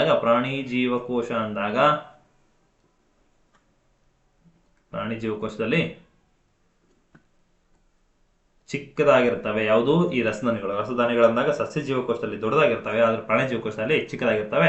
ಇಲ್ಲಿ ಡಯಾಗ್ರಾಮ್ ಅಲ್ಲಿ ತೋರಿಸಿರೋ ಹಾಗೆ ಪ್ಲಾಂಟ್ ಸೆಲ್ ಅಂತ ಕರಿತೀವಿ, ಅಥವಾ ಸಸ್ಯ ಜೀವಕೋಶದಲ್ಲಿ ದೊಡ್ಡದಿದೆ. ಹೌದಾ? ಇಲ್ಲಿ ಕಣ್ಣಿ ಕಾಣಿಸ್ತದೆ. ಹಾಗಾದ್ರೆ ಇಲ್ಲಿ ಯಾವುದು? ಪ್ರಾಣಿ ಜೀವಕೋಶದಲ್ಲಿ ಅತ್ಯಂತ ಚಿಕ್ಕದಾಗಿದೆ. ಹಾಗಾಗಿ ಇದನ್ನ ನಾವು ಚಿಕ್ಕದಾಗಿ ಕಂಡು ಬರುತ್ತೆ ಅಂತ ಹೇಳಿದ್ವಿ. ಹಾಗಾದ್ರೆ ನೆಕ್ಸ್ಟ್ ಬರುತ್ತೆ ಪೊರೆ ಸಹಿತ ಕಣದಂಗಗಳು. ಮುಗಿತಿಷ್ಟು ತನಕ ಈಗ ಪೊರೆರಹಿತ ಕಣದಂಗಗಳು ಅಂತ ನೋಡ್ತಾ ಹೋಗ್ತೀವಿ. ಹಾಗಾದ್ರೆ ನಾವು ಮೊದಲನೇದಾಗಿ ನೋಡೋದಾದ್ರೆ ರೈಬೋಸಮ್ ಅನ್ನ ನೋಡ್ತೀವಿ. ರೈಬೋಸಮ್ ಅನ್ನ ಕಂಡು ಹಿಡಿದಿರ್ತಕ್ಕಂಥ ವಿಜ್ಞಾನಿ ಯಾರು ಅಂತ ಕೇಳ್ತಾರೆ. ರೈಬೋಸಮ್ ಅನ್ನ ಕಂಡು ಹಿಡಿದಿರ್ತಕ್ಕಂಥ ವಿಜ್ಞಾನಿ ಪಲೇಡ್ ಅನ್ನುವಂಥ ವಿಜ್ಞಾನಿ ಏನ್ ಮಾಡ್ತಾನೆ? ಈ ಒಂದು ರೈಬೋಸಮ್ಗಳನ್ನ ಕಂಡುಹಿಡಿತಾನೆ. ಹಾಗಾದ್ರೆ ಜೀವಕೋಶದ ಅತ್ಯಂತ ಚಿಕ್ಕ ಕಣದಂಗೆ ಯಾವುದು ಅಂತ ಕೇಳಿದ್ರೆ ಅದು ರೈಬೋಸೋಮ್ ಅಂತ ಹೇಳ್ಬೇಕು. ಹಾಗಾದ್ರೆ ಇದರ ಕೆಲಸ ಏನು ಅಂತ ಕೇಳಿದ್ರೆ ಪ್ರೋಟೀನ್ ಉತ್ಪಾದನೆ ಇದರ ಮುಖ್ಯ ಕಾರ್ಯ. ಹಾಗಾಗಿ ಇದನ್ನ ನಾವು ಪ್ರೋಟೀನ್ ಕಾರ್ಖಾನೆ ಅಂತ ಕರಿತೀವಿ. ಇದನ್ನ ನಾವು ಪ್ರೋಟೀನ್ ಕಾರ್ಖಾನೆ ಅಂತ ಕರಿತೀವಿ. ಯಾವ್ದನ್ನ? ಈ ಒಂದು ರೈಬೋಸೋಮ್ ಅನ್ನ ನಾವು ಪ್ರೋಟೀನ್ ಕಾರ್ಖಾನೆ ಅಂತ ಕರಿತೀವಿ. ಇದನ್ನ ನೆನ್ಪಿಟ್ಕೋಬೇಕು. ಓಕೆ. ನೆಕ್ಸ್ಟ್, ಈ ಪ್ರೋಟೀನ್ ಸಂಶ್ಲೇಷಣೆಯಲ್ಲಿ ಪಾಲ್ಗೊಳ್ಳುವ ಕಣದಂಗಳ ಅಂತ ಕೇಳಿದ್ರೆ ಅದು ರೈಬೋಸೋಮ್. ಇಲ್ಲಿ ಹಲವಾರು 2 ರಿಂದ 3 ಕಣದಂಗಳು ಪ್ರೋಟೀನ್ ಉತ್ಪಾದನೆ ಮಾಡ್ತೀವಿ ಅಂತ ಹೇಳಿದ್ರೆ. ಹಾಗಾದ್ರೆ ಇಲ್ಲಿ ಒಂದು ಪ್ರಶ್ನೆ ಕೇಳ್ಬೋದು, ಮುಂಬರ್ತಕ್ಕಂಥ ಪರೀಕ್ಷೆಗಳಲ್ಲಿ ಒಂದು ಪ್ರಶ್ನೆ ಮೂಡಬಹುದು. ಏನಂತ? ಪ್ರೋಟೀನ್ ಸಂಶ್ಲೇಷಣೆಯಲ್ಲಿ ಅಥವಾ ಪ್ರೋಟೀನ್ ಉತ್ಪಾದನೆ ಮಾಡತಕ್ಕಂಥ ಕಣದಂಗಳು ಯಾವ ಅಂತ ಕೇಳ್ತಾನೆ. ಇಲ್ಲಿ ರೈಬೋಸೋಮ್ ಮತ್ತು EPR ಮತ್ತು ಯಾವುದು? ನ್ಯೂಕ್ಲಿಯೋಲಸ್ ಎನ್ನುವಂತ ಈ 3 ಕಣದಂಗಳು ಏನ್ ಮಾಡ್ತವೆ? 3 ಕಣದಂಗಳು ಕೂಡ ಪ್ರೋಟೀನ್ ಉತ್ಪಾದನೆಯಲ್ಲಿ ಪಾಲ್ಗೊಳ್ತವೆ. ಹಾಗಾದ್ರೆ ರೈಬೋಸೋಮ್ಗಳನ್ನ ಎಲ್ಲಿ ಉತ್ಪಾದಿಸಲಾಗುತ್ತದೆ ಅಂತ ಕೇಳ್ತಾನೆ. ನ್ಯೂಕ್ಲಿಯೋಲಸ್ ಒಳಗಡೆ ರೈಬೋಸೋಮ್ಗಳನ್ನ ಉತ್ಪಾದನೆ ಮಾಡಲಾಗುತ್ತದೆ. ಹಾಗಾದ್ರೆ ಇನ್ನೊಂದು ಬರುತ್ತೆ ಲಾಸ್ಟ್ ಕಣದಂಗ ಸೆಂಟ್ರಿಯೋಲ್ ಅಂತ ಬರುತ್ತೆ. ಹಾಗಾದ್ರೆ ಸೆಂಟ್ರಿಯೋಲ್ ನ ಕಂಡು ಹಿಡಿಯತಕ್ಕಂಥ ವಿಜ್ಞಾನಿ ಯಾರು? ವಾನ್ ಬೆಂಡನ್. ಸೆಂಟ್ರಿಯೋಲ್ ಆದ್ಮೇಲೆ ಇನ್ನೊಂದು ಬರುತ್ತೆ, ಯಾವುದು? ನ್ಯೂಕ್ಲಿಯೋಲಸ್. ಈಗ ಸೆಂಟ್ರಿಯೋಲ್ ನೋಡೋಣ. ಸೆಂಟ್ರಿಯೋಲ್ ನ ಕಂಡು ಹಿಡಿಯತಕ್ಕಂಥ ವಿಜ್ಞಾನಿ ಯಾರು? ಮೊದಲೇದಾಗಿ ಸೆಂಟ್ರಿಯೋಲ್ ನ ಕಂಡು ಹಿಡಿದ ವಿಜ್ಞಾನಿ ವಾನ್ ಬೆಂಡನ್. ಈ ವಾನ್ ಬೆಂಡನ್ ಅಂತ ವಿಜ್ಞಾನಿ ಏನ್ ಮಾಡ್ತಾನೆ? ಸೆಂಟ್ರಿಯೋಲ್ ಅನ್ನ ಕಂಡುಹಿಡಿತಾನೆ. ಹಾಗಾದ್ರೆ ಈ ಸೆಂಟ್ರಿಯೋಲ್ಗಳ ಕೆಲಸ ಏನು? ಕೋಶ ವಿಭಜನೆಗೆ ಸಹಾಯ ಮಾಡತಕ್ಕಂತ ಕಣದಂಗೆ ಯಾವುದು ಅಂತ ಕೇಳಿದ್ರೆ ಅದು ಸೆಂಟ್ರಿಯೋಲ್ಗಳಾಗುತ್ತೆ. ಸ್ಟ್ರಕ್ಚರ್ ಏನು? ಕಂಡುಹಿಡಿದಿದ್ದು ಯಾರು ಮತ್ತು ಅದರ ಕಾರ್ಯ ಏನು? ಇದನ್ನು ಮಾತ್ರ ನೆನಪಿಟ್ಕೊಳ್ಳಿ, ತುಂಬಾ ಈಸಿ ಆಗುತ್ತೆ. ಓಕೆ. ಇದನ್ನ ಪರ್ಫೆಕ್ಟ್ ಆದ್ಮೇಲೆ ಬೇಕಾದ್ರೆ ಇನ್ನು ಎಕ್ಸ್ಟ್ರಾವನ್ನ ಓದಿ. ನೆಕ್ಸ್ಟ್ ಬರುತ್ತೆ ಕಿರು ಕೋಶ ಕೇಂದ್ರ ಅಂತ ಕರಿತೀವಿ, ಅಥವಾ ನ್ಯೂಕ್ಲಿಯೋಲಸ್ ಅಂತ ಕರಿತಾ ಹೋಗ್ತೀವಿ. ಹಾಗಾದ್ರೆ ಇವು ಏನ್ ಮಾಡ್ತವೆ? ಕಿರು ಕೋಶ ಕೇಂದ್ರ ಅಥವಾ ನ್ಯೂಕ್ಲಿಯೋಲಸ್ ಇವುಗಳು ಎಲ್ಲಿ ಕಂಡು ಬರ್ತವೆ ಅಂತ ಕೇಳಿದ್ರೆ ಕೋಶ ಕೇಂದ್ರದ ಒಳಗಡೆ. ಓಕೆ. ಕೋಶ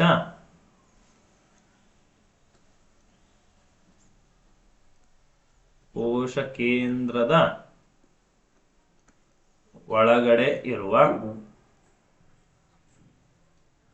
ಸಣ್ಣ ಬೀಜಕ್ಕೆ ನಾವೇನಂತ ಕರಿತೀವಿ? ಸಣ್ಣ ಬೀಜಕ್ಕೆ ನಾವು ನ್ಯೂಕ್ಲಿಯೋಲಸ್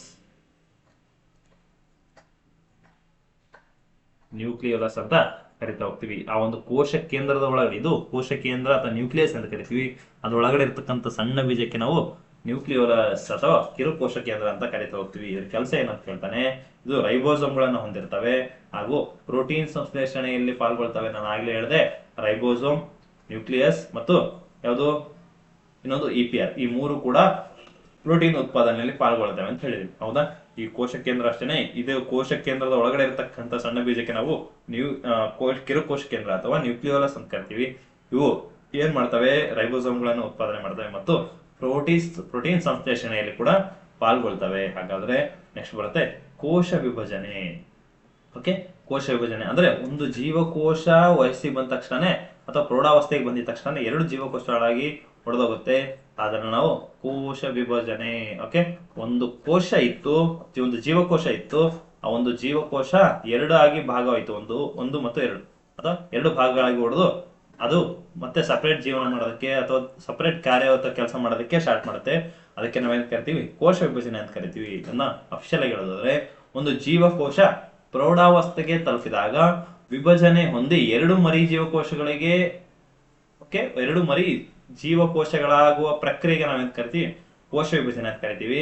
ಕೋಶ ವಿಭಜನೆ ಅಂತ ಕರಿತೀವಿ. ಹಾಗಾದ್ರೆ ಇದರಲ್ಲಿ ಎರಡು ವಿಧಗಳು ಬರುತ್ತೆ. ಮೊದಲನೇದಾಗಿ ಮೈಟೋಸಿಸ್ ಅಂತ ಬರುತ್ತೆ, ಮೊದಲನೇದಾಗಿ ಮೈಟೋಸಿಸ್ ಅಂತೀವಿ, ಎರಡನೇದಾಗಿ ಮಿಯೋಸಿಸ್ ಅಂತ ಕರಿತೀವಿ. ಯಾವುದು ಮೈಟೋಸಿಸ್ ಅಂದಾಗ ಏನಾಗುತ್ತೆ, ಇದು ಎಲ್ಲಿ ಕೆಲಸ ಮಾಡುತ್ತೆ ಅಂತ ಕೇಳ್ತಾರೆ. ಮೈಟೋಸಿಸ್ ಅಂದಾಗ ಇದು ಕಾಯಕೋಶ ಮತ್ತು ಪ್ರಜನಕೋಶಗಳಲ್ಲಿ ಮಾತ್ರ ಕೆಲಸ ಮಾಡುತ್ತೆ. ಯಾವುದು ಮೈಟೋಸಿಸ್ ಅಂದಾಗ. ಹಾಗಾದ್ರೆ ಇದು ಜೀವನ ಪರ್ಯಂತ ಜರುಗುತ್ತೆ, ಒಂದು ಮೈಟೋಸಿಸ್ ಸೆಲ್ ಡಿವಿಷನ್ ಜರುಗುತ್ತೆ. ಹಾಗಾದ್ರೆ ಈ ಕೋಶ ವಿಭಜನೆಗೆ ಜೀವಕೋಶವು ಸಿದ್ಧತೆ ಮಾಡ್ತಕ್ಕಂಥ ಹಂತ. ಓಕೆ, ಕೋಶ ವಿಭಜನೆ ಆಗಕ್ಕಿಂತ ಮುಂಚಿತವಾಗಿ ಕೋಶ ವಿಭಜನೆ ಆಗೋದ್ರ ಮುಂಚಿತವಾಗಿ ಜೀವಕೋಶ ಏನ್ ಮಾಡುತ್ತೆ, ಸಿದ್ಧತೆ ಮಾಡ್ಕೊಳತ್ತಲ್ಲ, ಆ ಸಿದ್ಧತೆ ಮಾಡ್ಕೊಳ್ಳೋಂತ ಹಂತಕ್ಕೆ ಏನಂತ ಕರಿತೀವಿ ಅಂತ ಕೇಳ್ತಾರೆ. ಅದನ್ನ ನಾವು ಇಂಟರ್ಫೇಸ್ ಅಂತ ಕರಿತೀವಿ. ಹಾಗಾದ್ರೆ ತಾಯಿ ಜೀವಕೋಶ ಏನ್ ಮಾಡುತ್ತೆ, ಮರಿ ಜೀವಕೋಶಗಳಿಗೆ ಸಾಮಾನ್ಯವಾಗಿ ಕ್ರೋಮೋಸೋಮ್ಗಳನ್ನ ಸಮನಾಗಿ ಹಂಚುತ್ತೆ. ಇದನ್ನ ಸಮವಿಭಾಜಕ ಕೋಶ ವಿಭಜನೆ ಅಂತ ಕರಿತೀವಿ. ಅಂದ್ರೆ ಒಂದು ಜೀವಕೋಶ ಅಂದಾಗ ಅದು ಕೋಶ ವಿಭಜನೆ ಆಗ್ಬೇಕು ಅಂದ್ರೆ ಮರಿ ಜೀವಕೋಶಗಳಿಗೆ ಜನ್ಮ ಕೊಡುತ್ತೆ. ಹೌದಾ? ಅಂದ್ರೆ ಕೋಶ ವಿಭಜನೆ ಆಗುತ್ತೆ. ಅದಕ್ಕೆ ಕ್ರೋಮೋಸೋಮ್ಗಳನ್ನ ಸಮವಾಗಿ ಹಂಚಬೇಕು. ಇಲ್ಲಿ 46 ಇತ್ತಲ್ಲ, ಇಲ್ಲಿ 23 ಇಲ್ಲಿ ಹಂಚಿದ್ರೆ ಇಲ್ಲಿ ಕೂಡ 23 ಹಂಚಬೇಕು. ಓಕೆ, ಅರ್ಥ ಆಯ್ತಾ? ಇದನ್ನು ಸರಿಯಾಗಿ ನೆನ್ಪಿಟ್ಕೋಬೇಕು. ಇದನ್ನ ನಾವು ಸಮವಿಭಾಜಕ ಕೋಶ ವಿಭಜನೆ ಅಂತ ಕರಿತೀವಿ ಅಥವಾ ಈಕ್ವೇಷನ್ ಸೆಲ್ ಡಿವಿಷನ್ ಅಂತ ಕರಿತಾ ಹೋಗ್ತೀವಿ. ಇಲ್ಲಿ ಮೈಟೋಸಿಸ್ ಅಂದಾಗ ಇದರಲ್ಲಿ ನಮ್ಗೆ ಎರಡು ರೀತಿ ಅನ್ನಕ್ಕಿಂತ ಮುಂಚೆ 4 ಸ್ಟೇಜ್ಗಳು ಕಂಡು ಬರ್ತವೆ. ಆ 4 ಸ್ಟೇಜಸ್ ಯಾವುದು ಅಂತ ಕೇಳ್ತಾನೆ. 4 ಸ್ಟೇಜಸ್ ಆಫ್ ಮೈಟೋಸಿಸ್ ಅಂತ ಕೇಳಿದಾಗ 4 ಸ್ಟೇಜಸ್ ಆಫ್ ಮೈಟೋಸಿಸ್ ಅಂತ ಕರಿತೀವಿ. 4 ಸ್ಟೇಜಸ್ ಆಫ್ ಮೈಟೋಸಿಸ್. ಈ ಮೈಟೋಸಿಸ್ ಅಂದಾಗ 4 ಸ್ಟೇಜಸ್ ಅಲ್ಲಿ ಆಗುತ್ತೆ. ಒಂದು ಯಾವುದು, ಪ್ರೋಫೇಸ್ ಅಂತೀವಿ, ಪ್ರೋಫೇಸ್ ಅಂತ ಕರಿತೀವಿ. ಎರಡನೇದು ಪ್ರೋಫೇಸ್ ಮೆಟಾಫೇಸ್. ಮೂರನೇದು ಅನಾಫೇಸ್. ಪ್ರೋಫೇಸ್ ಮೆಟಾಫೇಸ್, ಅನಾಫೇಸ್ ಮತ್ತು ನಾಲ್ಕನೇದು ಟೀಲೋಫೇಸ್ ಅನ್ನುವಂತ 4 ಸ್ಟೇಜ್ಗಳಲ್ಲಿ ಒಂದು ಕೋಶ ವಿಭಜನೆ ಆಗುತ್ತೆ. ಯಾವುದು, ಮೈಟೋಸಿಸ್ ಮತ್ತು ಮಿಯೋಸಿಸ್ ಎರಡರಲ್ಲೂ ಕೂಡ. ಮೈಟೋಸಿಸ್ ಮತ್ತು ಮಿಯೋಸಿಸ್ ಎರಡರಲ್ಲೂ ಕೂಡ ಈ 4 ಸ್ಟೇಜ್ ಅಲ್ಲಿ ಕೋಶ ವಿಭಜನೆ ಆಗುತ್ತೆ. ಹಾಗಾದ್ರೆ ಅತ್ಯಂತ ದೀರ್ಘವಾಗಿ ನಡೆಯತಕ್ಕಂಥ ದೀರ್ಘವಾಗಿ ನಡೆಯುತ್ತದೆ, ಯಾವ ಒಂದು ಸ್ಟೇಜ್ ಅಲ್ಲಿ ದೀರ್ಘವಾಗಿ ಕೋಶ ವಿಭಜನೆ ನಡೆಯುತ್ತೆ ಅಂತ ಕೇಳ್ತಾನೆ.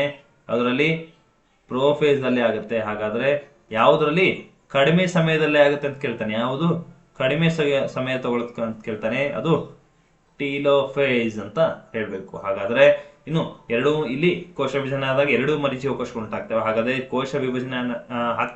ಕೋಶ ವಿಭಜನೆಗೆ ಸಿದ್ಧತೆ ಮಾಡಿಕೊಳ್ಳುವಂತಹ ಹಂತಕ್ಕೆ ನಾವು ಇಂಟರ್ಫೇಸ್ ಅಂತ ಕರಿತೀವಿ.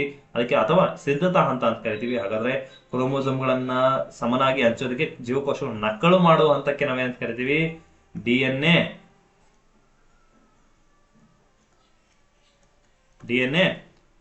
ಸ್ವಪ್ರತಿಕರಣ ಅಂತ ಕರಿತೀವಿ. ಡಿಎನ್ಎ ಸ್ವಪ್ರತಿಕರಣ ಅಂತ ಕರಿತೀವಿ. ಅಥವಾ ಡಿಎನ್ಎ ರೆಪ್ಲಿಕೇಶನ್ ಅಂತ ಕರಿತಾ ಹೋಗ್ತೀವಿ. ಹಾಗಾದ್ರೆ ಡಿಎನ್ಎ ಸ್ವಪ್ರತಿಕರಣ ಆಗುವ ಹಂತಕ್ಕೆ ಏನಂತ ಕರಿತೀವಿ ಅಂದ್ರೆ ಅದು ಇಂಟರ್ಫೇಸ್ ಅಂತ ಕರಿತೀವಿ. ಹಾಗಾದ್ರೆ ಡಿಎನ್ಎ ಮೈಟೋಸಿಸ್ ಅಂದಾಗ ಕೋಶ ವಿಭಜನೆ ಸಮವಿಭಾಜಕ ಕೋಶ ವಿಭಜನೆ ಅಂತ ಕರಿತೀವಿ, ಅದನ್ನ ಮೈಟೋಸಿಸ್ ಅಂದಾಗ. ಹಾಗಾದ್ರೆ ಇದರ ಕೆಲಸ ಏನು ಅಂತ ಕೇಳ್ತಾನೆ ಅಥವಾ ಇದರ ಪ್ರಾಮುಖ್ಯತೆ ಏನು ಅಂತ ಕೇಳ್ತಾನೆ. ಪ್ರಾಮುಖ್ಯತೆ ಅಂದಾಗ ಬೆಳವಣಿಗೆ ಸಹ ಮಾಡುತ್ತೆ. ಬೆಳವಣಿಗೆ ಸಹಾಯ ಮಾಡುತ್ತೆ. ಎರಡನೇದಾಗಿ ಅನುವಂಶೀಯ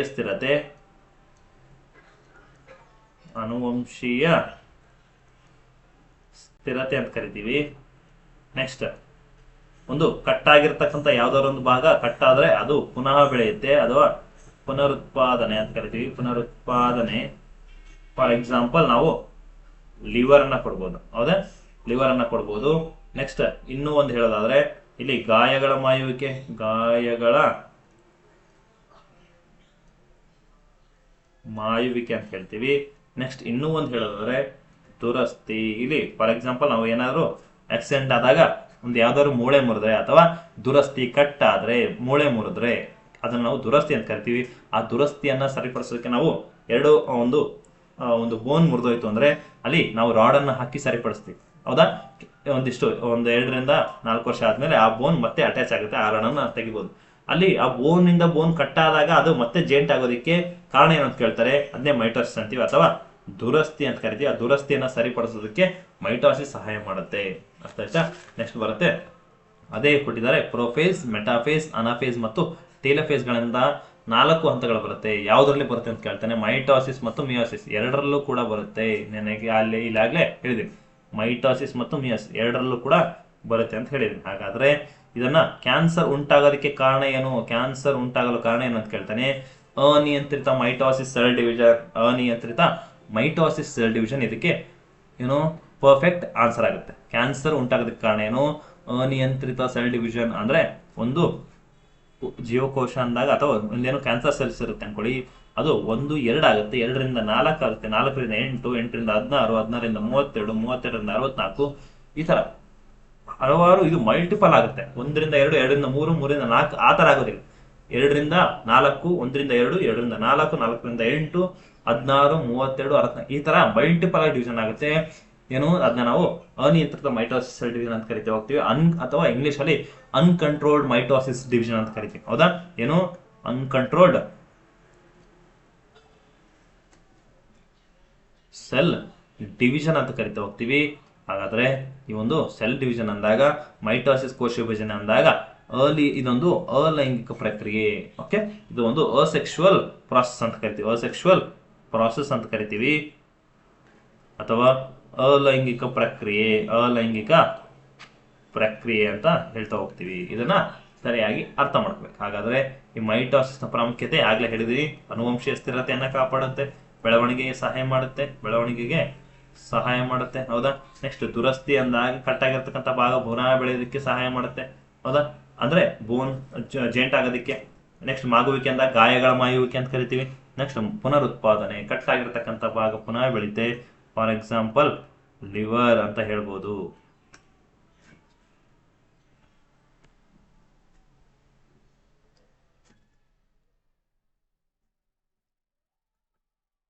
ಲಿವರ್ ಅಥವಾ ಯಕೃತ್ ಅಂತ ಹೇಳ್ತಾ ಹೋಗ್ತೀವಿ. ಹಾಗಾದ್ರೆ ಇನ್ನು ನೆಕ್ಸ್ಟ್ ಬರುತ್ತೆ ಮಿಯೋಸಿಸ್ ಅಂತ. ಮಿಯೋಸಿಸ್ ಅಂದಾಗ ನಮಗೆ ಸಂತಾನೋತ್ಪತ್ತಿಗೆ ಸಹಾಯ ಮಾಡುವಂತ ಕೋಶ ವಿಭಜನೆ ಯಾವುದು ಅಂತ ಕೇಳಿದ್ರೆ ಅದು ಮಿಯೋಸಿಸ್ ಹೇಳ್ಬೇಕು. ಹಾಗಾದ್ರೆ ಪುನರ್ ಉತ್ಪತ್ತಿ ಕೋಶಗಳಲ್ಲಿ ಇದು ಕಂಡು ಬರುತ್ತೆ. ಇದು ಎಲ್ಲಿ ಕಂಡು ಬರುತ್ತೆ? ಪುನರ್ ಉತ್ಪತ್ತಿ ಕೋಶಗಳಲ್ಲಿ ಈ ಒಂದು ಮಿಯೋಸಿಸ್ ಕಂಡು ಬರುತ್ತೆ. ಸಂತಾನೋತ್ಪತ್ತಿಗೆ ಸಹಾಯ ಮಾಡತಕ್ಕಂತ ಕೋಶ ವಿಭಜನೆಗೆ ನಾವು ಮಿಯೋಸಿಸ್ ಅಂತ ಕರಿತೀವಿ. ಹಾಗಾದ್ರೆ ಸಂಖ್ಯಾಕ್ಷೀಣ ಕೋಶ ವಿಭಜನೆ ಎಲ್ಲಿ ಆಗುತ್ತೆ ಅಂತ ಕೇಳಿದ್ರೆ ಅದು ಮಿಯೋಸಿಸ್. ಸಂಖ್ಯಾಕ್ಷೀಣ ಕೋಶ ವಿಭಜನೆ ಎಲ್ಲಿ ಆಗುತ್ತೆ ಅಂದ್ರೆ ಅದು ಮಿಯೋಸಿಸ್. ಹಾಗಾದ್ರೆ ಮಿಯೋಸಿಸ್ ಕೋಶ ವಿಭಜನೆ ಇದು ಏನು? ಮೈಟೋಸಿಸ್ ಅಂದಾಗ ಅದು ಅಲೈಂಗಿಕ ಪ್ರಕ್ರಿಯೆ, ಆದ್ರೆ ಮಿಯೋಸಿಸ್ ಅಂದಾಗ ಲೈಂಗಿಕ ಪ್ರಕ್ರಿಯೆ. ಯಾಕೆ ಅಂದ್ರೆ ಇಲ್ಲಿ ಹೇಳದೆ ಆಗ್ಲೇ ಸಂತಾನೋತ್ಪತ್ತಿಗೆ ಸಹಾಯ ಮಾಡುತ್ತೆ. ಸಂತಾನೋತ್ಪತ್ತಿ ಅಂದಾಗ ಅದೊಂದು ಲೈಂಗಿಕ ಪ್ರಕ್ರಿಯೆ. ಹಾಗಾಗಿ ಹಿಂಗೂ ಇಟ್ಕೋಬಹುದು. ಮಿಯೋಸಿಸ್ ಅಂದಾಗ ಮಿಯೋಸಿಸ್ ಕೋಶ ವಿಭಜನೆ ಒಂದು ಲೈಂಗಿಕ ಪ್ರಕ್ರಿಯೆ ಅಥವಾ ಸೆಕ್ಷುವಲ್ ಪ್ರಾಸೆಸ್ ಅಂತ ಹೇಳ್ಬೇಕು. ಹಾಗಾದ್ರೆ ಮಿಯೋಸಿಸ್ ಅಂದಾಗ ಮಿಯೋಸಿಸ್ ನ ಪ್ರಾಮುಖ್ಯತೆ ಏನು? ಸಂತಾನೋತ್ಪತ್ತಿಗೆ ಸಹಾಯ ಮಾಡುತ್ತೆ, ಹೌದಾ? ನೆಕ್ಸ್ಟ್ ಅನುವಂಶೀಯ ಭಿನ್ನತೆ ಅಂದ್ರೆ ಒಬ್ಬ ತಂದೆಯಿಂದ ಮಗನು ಸ್ವಲ್ಪ ಹೋಲಿಕೆಯನ್ನು ಹೋಲ್ತಾರೆ, ಬಿಟ್ರೆ ಆ ತಂದೆಯಿಂದ ಮಗ ಸ್ವಲ್ಪ ಡಿಫ್ರೆಂಟ್ ಆಗಿ ಹುಡ್ತಾನೆ. ಸೇಮ್ ಅದೇ ತರ ಇರ್ತಾನ, ನೋಡೋತರ ಸ್ವಲ್ಪ ಲಕ್ಷಣ ಇರ್ಬೋದು, ಬಿಟ್ರೆ ಅದನ್ನ ನಾವು ಏನಂತ ಕರಿತೀವಿ? ಅನುವಂಶೀಯ ಸ್ಥಿರತೆ ಅಂತ ಕರಿತೀವಿ, ಹೌದಾ? ಸೇಮ್ ಇದ್ರೆ ಅದನ್ನ ನಾವು ಅನುವಂಶೀಯ ಸ್ಥಿರತೆ ಅಥವಾ ಅನುವಂಶೀಯ ಗುಣಗಳು ಬಂದಿದೆ ಅಂತ ಹೇಳ್ತೀವಿ. ಹಾಗಾದ್ರೆ ತಂದೆಯಿಂದ ಮಗ ಸ್ವಲ್ಪ ಡಿಫ್ರೆಂಟ್ ಇರ್ತಾನೆ, ಅದಕ್ಕೆ ನಾವು ಅನುವಂಶೀಯ ಭಿನ್ನತೆ ಅಂತ ಹೇಳ್ತಾ ಹೋಗ್ತೀವಿ. ಅಂದ್ರೆ ತಂದೆ ತಾಯಿಗಳಿಗಿಂತ ಮಕ್ಕಳ ಲಕ್ಷಣಗಳು ಭಿನ್ನವಾಗಿರ್ತವೆ, ಅದಕ್ಕೆ ನಾವು ಅನುವಂಶೀಯ ಭಿನ್ನತೆ ಅಂತ ಕರಿತಾ ಹೋಗ್ತೀವಿ. ಅದಕ್ಕೆ ಸಹಾಯ ಮಾಡತಕ್ಕಂತ ಕೋಶ ವಿಭಜನೆ ಯಾವುದು ಅಂದ್ರೆ ಅದು ಮಿಯೋಸಿಸ್ ಕೋಶ ವಿಭಜನೆ. ಹಾಗಾದ್ರೆ ನೆಕ್ಸ್ಟ್ ವರ್ಣತಂತುಗಳ ಸಂಖ್ಯೆ ಸ್ಥಿರವಾಗಿ ಮುಂದುವರಿಸೋದಕ್ಕೆ ಇಲ್ಲಿ ಕ್ರೋಮೋಸೋಮ್ಗಳಂದಾಗ 23 ಜೊತೆ ಅಥವಾ 46 ಕ್ರೋಮೋಸೋಮ್ಗಳು ಇರ್ತವೆ. ಅವುಗಳನ್ನ ಸರಿಯಾಗಿ ಸ್ಥಿರವಾಗಿ ಅಥವಾ ನಾವು ಸರಿಯಾಗಿ ಮೇಂಟೈನ್ ಮಾಡೋದಕ್ಕೆ, ಅವುಗಳನ್ನ ಸ್ಥಿರವಾಗಿಡೋದಕ್ಕೆ ಸಹಾಯ ಮಾಡ್ತವೆ. ಅವು ಏನಾದ್ರು ಹೆಚ್ಚು ಕಡಿಮೆ ಆದ್ರೆ ನಮಗೆ ಕ್ರೋಮೋಸೋಮಲ್ ಡಿಸಾರ್ಡರ್ಸ್ ಬರ್ತವೆ. ಅವುಗಳನ್ನ ಇಲ್ಲಿ ಎಕ್ಸ್ಪ್ಲೇನ್ ಮಾಡ್ತೀನಿ ಸ್ಲೈಡ್ ಆದ್ಮೇಲೆ. ಅವುಗಳ ಲಿಂಗಾಣು ಪತ್ತೆಗಳಿಗೆ ಲಿಂಗಾಣುಗಳ ಉತ್ಪಾದನೆಗೆ ಗ್ಯಾಮೆಟ್ಸ್ ಉತ್ಪಾದನೆ ಆಗುತ್ತೆ, ಅಥವಾ ನಾವು ಗ್ಯಾಮೆಟ್ಸ್ ಪ್ರೊಡಕ್ಷನ್ ಅಂತ ಕರಿತೀವಿ. ಗ್ಯಾಮೆಟ್ಸ್ ಪ್ರೊಡಕ್ಷನ್ ಅಂತ ಕರಿತೀವಿ. ಅವುಗಳ ಉತ್ಪಾದನೆಗೆ ಸಹಾಯ ಮಾಡ್ತಕ್ಕಂಥ ಕೋಶ ವಿಭಜನೆ ಯಾವ್ದು ಅಂತ ಕೇಳಿದ್ರೆ ಅದು ಮಿಯೋಸಿಸ್ ಕೋಶ ವಿಭಜನೆ. ಅರ್ಥ ಆಯ್ತಾ? ನೆಕ್ಸ್ಟ್ ಬರುತ್ತೆ ಯಾವುದು? ಕ್ರೋಮೋಸೋಮಲ್ ಡಿಸಾರ್ಡರ್ಸ್ ಅಂತ ಹೇಳ್ತೀನಿ. ಯಾವುದು? ಕ್ರೋಮೋಸೋಮಲ್ ಅಂದ್ರೆ ಕ್ರೋಮೋಸೋಮ್ಗಳ ಕೊರತೆಯಿಂದ,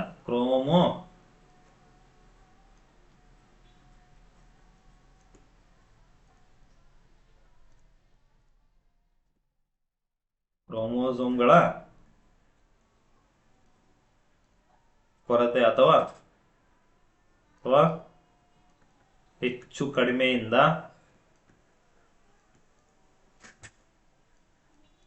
ಬರುವ ರೋಗಗಳಂತ ಬರುತ್ತೆ. ಯಾವ್ಯಾವ ರೋಗಗಳು ಬರ್ತವೆ ಅಂತ ನೋಡ್ತಗೋಣ. ಇಲ್ಲಿ ಕ್ರೋಮೋಸೋಮ್ಗಳಂದಾಗ ಒಬ್ಬ ಪಾಪು ಹುಟ್ಟಬೇಕಾದ್ರೆ ಅಥವಾ ಒಂದು ಜೀವಿ ಹುಟ್ಟಬೇಕು ಅಂತಂದ್ರೆ ಅಲ್ಲಿ ಕ್ರೋಮೋಸೋಮ್ಗಳ ಸಂಖ್ಯೆ 23 ಜೊತೆ ಇರಬೇಕು ಅಥವಾ 46 ಇರಬೇಕು. ಅಲ್ಲಿ ಡಿಫ್ರೆನ್ಸ್ ಆಯ್ತು, ಕಡಿಮೆ ಆಯ್ತು ಅಥವಾ ಹೆಚ್ಚಾಯ್ತು ಅಂದಾಗ ಅಲ್ಲಿ ಏನೇನ್ ಡಿಸಾರ್ಡರ್ಸ್ ಆಗುತ್ತೆ, ಏನೇನ್ ಪ್ರಾಬ್ಲಮ್ ಆಗುತ್ತೆ ಅಂತ ನೋಡ್ತಾ ಹೋದಾಗ ಮೊದಲನೇದಾಗಿ ನಾವು ಡೌನ್ಸ್ ಸಿಂಡ್ರೋಮ್ ಅನ್ನು ನೋಡ್ತೀವಿ. ಡೌನ್ಸ್ ಸಿಂಡ್ರೋಮ್ ಅನ್ನು ನೋಡ್ತಾ ಹೋಗ್ತೀವಿ. ಈ ಡೌನ್ ಸಿಂಡ್ರೋಮ್ ಅಂದಾಗ ಇಲ್ಲಿ ಗಂಡು ಅಂದಾಗ ಎಷ್ಟು ಕ್ರೋಮೋಸೋಮ್ಗಳು ಇರಬೇಕು? 44 ಪ್ಲಸ್ XY ಕ್ರೋಮೋಸೋಮ್ ಇರಬೇಕು. ಅದಕ್ಕೆ ನಾವು 46 ಕ್ರೋಮೋಸೋಮ್ ಅಂತ ಕರಿತೀವಿ. ಹಾಗಾದ್ರೆ ಇವು ಎರಡು, ಇದನ್ನ 44 ಏನು ಸಾಮಾನ್ಯ ಕ್ರೋಮೋಸೋಮ್, ಇವುಗಳು ಸೆಕ್ಸ್ ಕ್ರೋಮೋಸೋಮ್ಗಳು. ಹಾಗಾದ್ರೆ ಇದು ಪ್ರಾಬ್ಲಮ್ ಏನಾಗಿದೆ ಅಂದ್ರೆ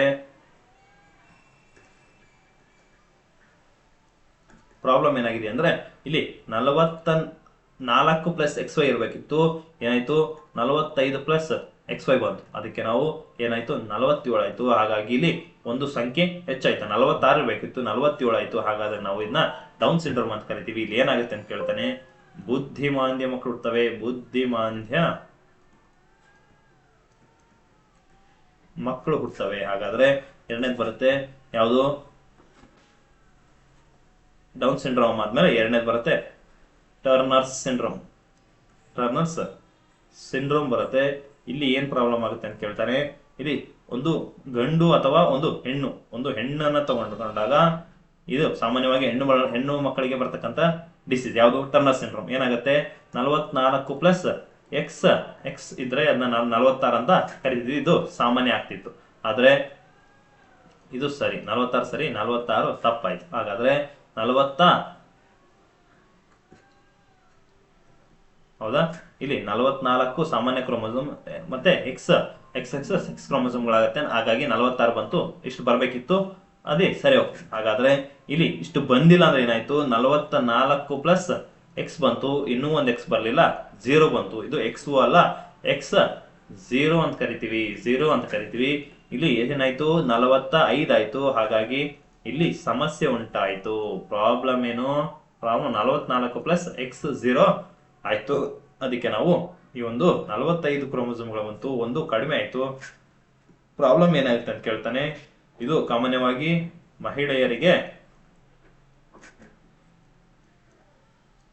ಬರುವ ರೋಗ ಅಂತ ಕರಿತೀವಿ.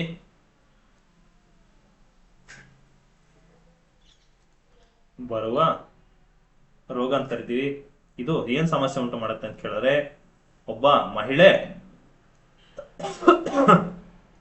ಮಚೂರ್ಡ್ ಆಗಬಹುದು ಅಥವಾ ಆಗದೆ ಇರಬಹುದು. ಇದಕ್ಕೆ ನಾವು ಏನ್ ಕರಿತೀವಿ ಅಂತ ಕೇಳ್ತಾನೆ? ಟರ್ನರ್ ಸಿಂಡ್ರೋಮ್ ಅಂತ ಕರಿತೀವಿ. ಓಕೆ, ನೆಕ್ಸ್ಟ್ ಏನು? ಮಕ್ಕಳು ಆಗಬಹುದು ಅಥವಾ ಆಗದೆ ಇರಬಹುದು. ಅದಕ್ಕೆ ನಾವು ಬಂಜೆತನ ಅಂತ ಕರಿತೀವಿ. ಬಂಜೆತನ ಉಂಟಾಗುತ್ತೆ. ಮಕ್ಕಳು ಆಗಬಹುದು ಅಥವಾ ಆಗದೆ ಇರಬಹುದು. ಅದಕ್ಕೆ ನಾವು ಏನಂತ ಕರಿತೀವಿ? ಬಂಜೆತನ ಅಂತ ಕರಿತೀವಿ. ಇದು ಟರ್ನರ್ ಸಿಂಡ್ರೋಮ್ ನ ಒಂದು ಪ್ರಾಬ್ಲಮ್ಸ್. ಓಕೆ, ಬಂಜೆತನ.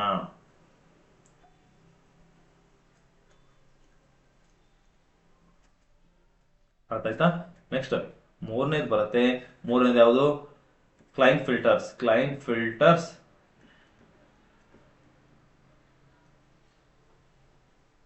ಸಿಂಡ್ರೋಮ್ ಬರುತ್ತೆ. ಇದರ ಅರ್ಥ ಏನು ಅಂತ ನೋಡಿದಾಗ, ಮೊದಲನೇದಾಗಿ ಕ್ಲೈನ್ ಫಿಲ್ಟರ್ಸ್ ಸಿಂಡ್ರೋಮ್ ಅಲ್ಲಿ ಏನೇನ್ ಕಂಡು ಬರುತ್ತೆ ನಮ್ಗೆ? ಕ್ಲೈನ್ ಫಿಲ್ಟರ್ ಸಿಂಡ್ರೋಮ್ ಅಲ್ಲಿ ನಮ್ಗೆ ಏನೇನ್ ಸಿಗುತ್ತೆ ಅಥವಾ ಏನೇನ್ ಒಂದು ಪ್ರಾಬ್ಲಮ್ ಏನಾಗುತ್ತೆ ಅಂತ ನೋಡಿದಾಗ, ಇಲ್ಲಿ ಸಾಮಾನ್ಯವಾಗಿ ಗಂಡು ಅಂದಾಗ ಇದು ಸಾಮಾನ್ಯವಾಗಿ ಗಂಡ್ಮಕ್ಳಿಗೆ ಬರುತ್ತೆ. 44 ಪ್ಲಸ್ XY ಇರಬೇಕಿತ್ತು, 46 ಆಗ್ತಿತ್ತು. ಆದ್ರೆ ಇಲ್ಲಿ ಪ್ರಾಬ್ಲಮ್ ಏನಾಯ್ತು ಅಂತ ಕೇಳ್ತಾನೆ. 44 ಪ್ಲಸ್ XY ಬಂತು. ಒಂದು X ಒಂದು Y ಬರಬೇಕಿತ್ತು, ಇಲ್ಲಿ 2X ಒಂದು Y ಬಂದಿದೆ. ಹಾಗಾಗಿ ಇಲ್ಲಿ 47 ಆಯ್ತು. ಇಲ್ಲಿ 46 ಇರಬೇಕಿತ್ತು, 47 ಬಂತು. ಹಾಗಾಗಿ ಇಲ್ಲಿ 45, ಇಲ್ಲಿ 46. ಓಕೆ, ಇಲ್ಲಿ ಪ್ರಾಬ್ಲಮ್ ಏನು? ಡೌನ್ ಸಿಂಡ್ರೋಮ್ ಅಲ್ಲಿ 46 ಇರಬೇಕಿತ್ತು, 47 ಬಂತು. ಆದ್ರೆ ಟರ್ನ್ ಸಿಂಡ್ರೋಮ್ ಅಲ್ಲಿ 46 ಇರಬೇಕಿತ್ತು, 45 ಬಂತು, ಕಡಿಮೆ ಆಯ್ತು. ಕ್ಲೈನ್ ಫಿಲ್ಟರ್ ಸಿಂಡ್ರೋಮ್ ಅಲ್ಲಿ ಮತ್ತೆ 46ಕ್ಕಿಂತ ಒಂದು ಹೆಚ್ಚಾಯ್ತು, 47 ಆಯ್ತು. ಇದು ಪ್ರಾಬ್ಲಮ್ ಆಗುತ್ತೆ. ಅರ್ಥ ಆಯ್ತಾ? ಇದನ್ನ ನಾವು ಸರಿಯಾಗಿ ಅರ್ಥ ಮಾಡ್ಕೋಬೇಕು. ನೆಕ್ಸ್ಟ್ ಇಲ್ಲಿ ಏನ್ ಕಾಸಸ್ ಆಗುತ್ತೆ ಅಂತ ಕೇಳಿದಾಗ, ಇಲ್ಲಿ ಆ ಒಂದು ಮನುಷ್ಯ ಅಥವಾ ಪಾಪು ಟ್ರಾನ್ಸ್ಜೆಂಡರ್ ಆಗಿ ಪ್ರಾಬ್ಲಮ್ ಟ್ರಾನ್ಸ್ ಜೆಂಡರ್ ಆಗುತ್ತೆ, ಅಥವಾ ನಾವು ಸಲಿಂಗ ಅಂತ ಕರಿತಾ ಹೋಗ್ತೀವಿ, ಸಲಿಂಗಿಗಳಾಗುತ್ತಾರೆ ಅಂತ ಕರಿತಾ ಹೋಗ್ತೀವಿ. ಇದನ್ನ ನೆನ್ಪಿಟ್ಕೋಬೇಕು. ಓಕೆ, ಇಷ್ಟು ಏನು ಇವತ್ತಿನ ತರಗತಿಯ ಬಗ್ಗೆ ಮಾಹಿತಿ. ಇನ್ನು ಮುಂದಿನ ತರಗತಿಯಲ್ಲಿ ನಾವು ನೆಕ್ಸ್ಟ್ ತರಗತಿಯಲ್ಲಿ ಮುಂಬರ್ತಕ್ಕಂಥ ತರಗತಿಯಲ್ಲಿ ನಾವು ಮುಂದಿನ ಟಾಪಿಕ್ ಜೊತೆಗೆ ಹೊಸ ಟಾಪಿಕ್ ಜೊತೆಗೆ ಬರ್ತೀನಿ ಅಂತ ಹೇಳ್ದ ಇಂದಿನ ತರಗತಿಯನ್ನು ಮುಗಿಸುವಂತ ಸಮಯ ಆಗ್ಲೇ 1 hour ದಾಟಿದೆ ಕ್ಲಾಸು. Thank you.